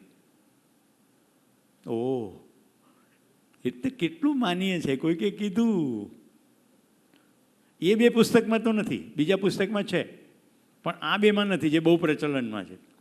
અને બીજા જે પુસ્તકમાં છે એ પુસ્તક ઘરમાં ન રખાય એવું એની અંદર વર્ણન છે. સભાની મર્યાદા જોતા આટલું કહું છું. વાલ્મીકી રામાયણ વાંચો અને તુલસીદાસજીનું રામાયણ વાંચો તો બંનેમાં રામ સેમ નથી. દેશમાં 10-12 રામાયણોના આધારે સિરિયલ બની હતી. આસ્થા, આપણી પાસે અસંખ્ય દેવી દેવતાઓ છે અને એટલી હદે આપણે સંપ્રદાયમાં ડૂબ્યા છીએ કે અમુક લોકો શિવજીને માનતા હોય તો એ વિષ્ણુને ના માને, અને વિષ્ણુને એટલી હદે માનતા હોય કે શિવવું શબ્દ ના બોલે, સંધાવવું શબ્દ બોલે.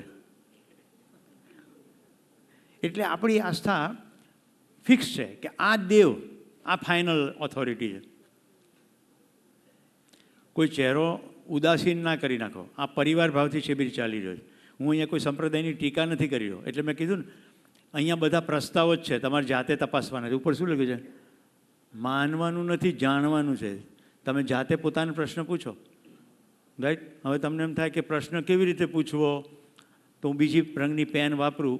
3 પ્રશ્નોની મદદથી તમારી જાણવાની ક્રિયા વધારે સારી થશે. અને સમાજમાં સર્વેક્ષણ. પહેલાં પોતાની જાતને પૂછો કે આમ હોય?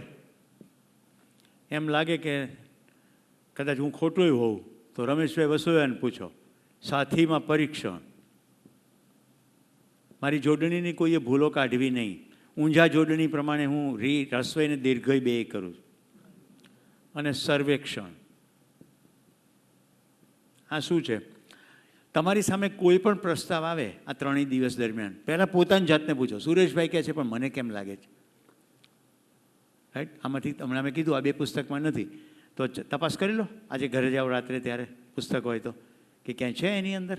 હા, સસ્તું સાહિત્ય કિતાબ ઘરે કોઈ કથાકારનું ભાગવત છાપ્યું હશે, કથાકારનું જે કથામાં બોલાયું તો બધું મળશે તમને એમાં.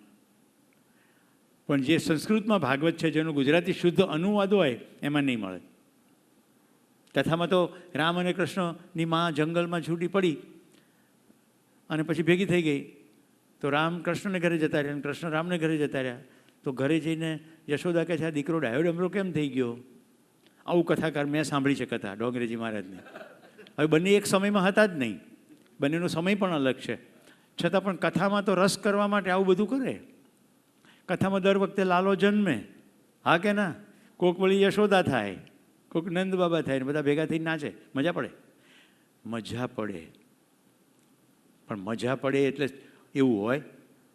ફરી પાછું જાણવું તો સ્વયંમાં નિરીક્ષણ કરો. સાથીમાં પરીક્ષણ. બીજાને પૂછો તમને કેમ લાગે? મને આમ લાગે છે. અને હજી મેળ ના પડે તો સર્વેક્ષણ. પૃથ્વીના 805 કરોડ લોકોને આ સ્વીકાર્ય થશે, હા કે ના? આ જાણવાની પ્રક્રિયા છે. એટલે સ્વીકાર્ય થશે તો જીવી શકાશે, એ પ્રમાણે આચરણમાં આવી શકશે. જો કોઈ એક વ્યક્તિ આચરણમાં મૂકી શકે તો બીજાને મૂકવાની સંભાવના વધી જાય. અહીંયા તો 805 કરોડની વાત થઈ રહી. ફરી પાછું મીણબત્તીનું ઉદાહરણ લઈએ. આફ્રિકન હોય, અમેરિકન હોય, ઓસ્ટ્રેલિયન હોય, એસ્કિમો હોય, મીણબત્તીની અંદર આંગળી નાખે તો દાજે દાજે ને દાજે. માનવાનું છે કે જાણવાનું છે? મેં પ્રસ્તાવ મૂક્યો કારણ કે તમે એપ્લિકેશન કરી, હા હું દાજ્યો તો, અને કોઈ પણ દાજી જ જાય એવું કે આ હા હા કેવું ઠંડુ લાગે છે એવું થાય નહીં, કારણ કે તમે અગ્નિને જાણી ચૂક્યા છો. તો જાણવાનું જેટલું હશે ને એ બધું એપ્લિકેબલ હશે. તો હું 3 દિવસ જે પ્રસ્તાવ મૂકીશ ને એ પ્રસ્તાવની ક્વોલિટી કહું છું. સાર્વકાલિક, સાર્વદેશીય, સાર્વભૌમિક. દરેક સમયે દરેક વ્યક્તિને તમામ સ્થિતિઓમાં એક સરખું લાગશે, સ્વીકાર્ય. એનું નામ જીવન વિદ્યાનો પ્રસ્તાવ, પ્રપોઝિશન. આગળ વધીએ. આસ્થા. એક ચોથું માનવાનું છે, એનું નામ છે તર્ક. આપણે ત્યાં શાસ્ત્રાર્થો થતા આવ્યા છે. દલીલોની અંદર હું તમને દલીલોમાં પાડી દઉં એવું બને, પણ સંબંધમાં હારી જાઉં એવું બને. મારો મુદ્દો કક્કો સાચો કરવા હું તમારી બધી વસ્તુ તોડી નાખું, પણ તમે મારાથી વિમુખ થઈ જાઓ. આવું થઈ રહ્યું છે કે નહીં પરિવારોમાં? તપાસો. દલીલોમાં જીતીએ છીએ અને સંબંધોમાં હારી જઈએ છીએ. પોતાની જાતને સાચી કરવાની મથામણમાં સંબંધોમાં વિચ્છેદન થઈ જાય છે. તો આપણે ખરા અર્થમાં સંબંધ સમજ્યા નહીં. તો શુદ્ધ તર્ક નથી આ બહુ સીમિત સંકીર્ણ તર્ક છે. શુદ્ધ તર્ક તો કેવો છે? સાર્વકાલિક, સાર્વદેશી, સાર્વભૌમિક. હવે હું સાદો તર્ક મૂકું તમારી સામે. ધુમાડો નીકળે છે ને તો આગ હશે. હવે આ સંકીર્ણ તર્ક છે. ધુમાડો નીકળતો હોય છતાંય આગ ના હોય.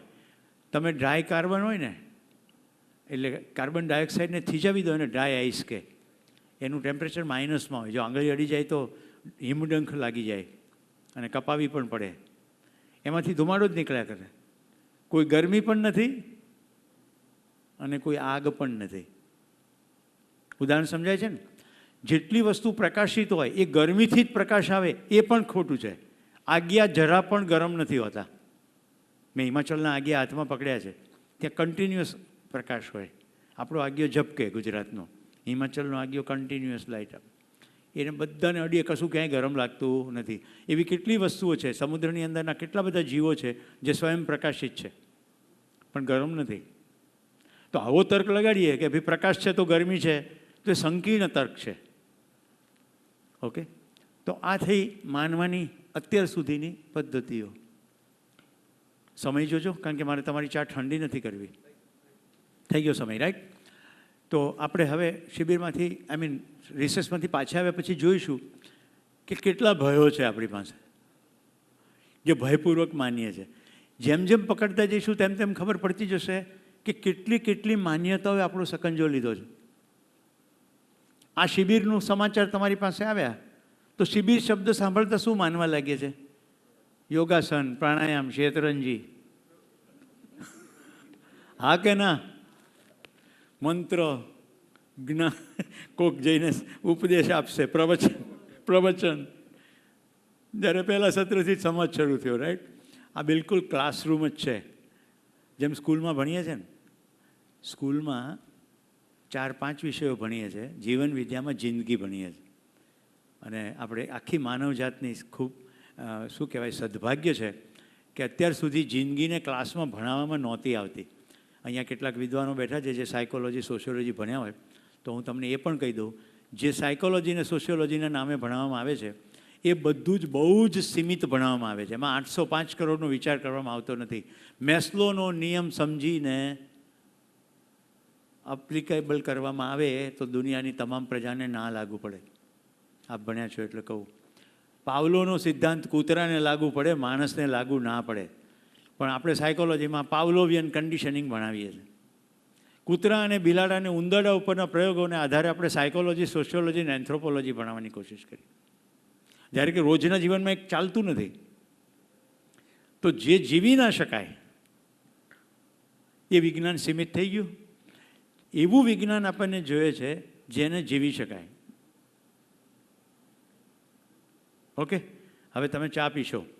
ચા પીતા વેળાએ નાનકડી એક્સરસાઇઝ. પીતા પીતા ધ્યાન રાખજો, તમે માન્યતાવશ ચા પી રહ્યા છો કે જાન્યતાવશ પીઓ છો? રાઈટ? આવીને પૂછીશ કે તમે માનીને ચા પીધી કે જાણીને ચા પીધી. ધન્યવાદ. 30 મિનિટ્સ બ્રેક. જાઓ. 30 મિનિટ એટલા માટે રાખી છે સંખ્યા, પણ તમે વહેલા આવો તો શિબિર વહેલો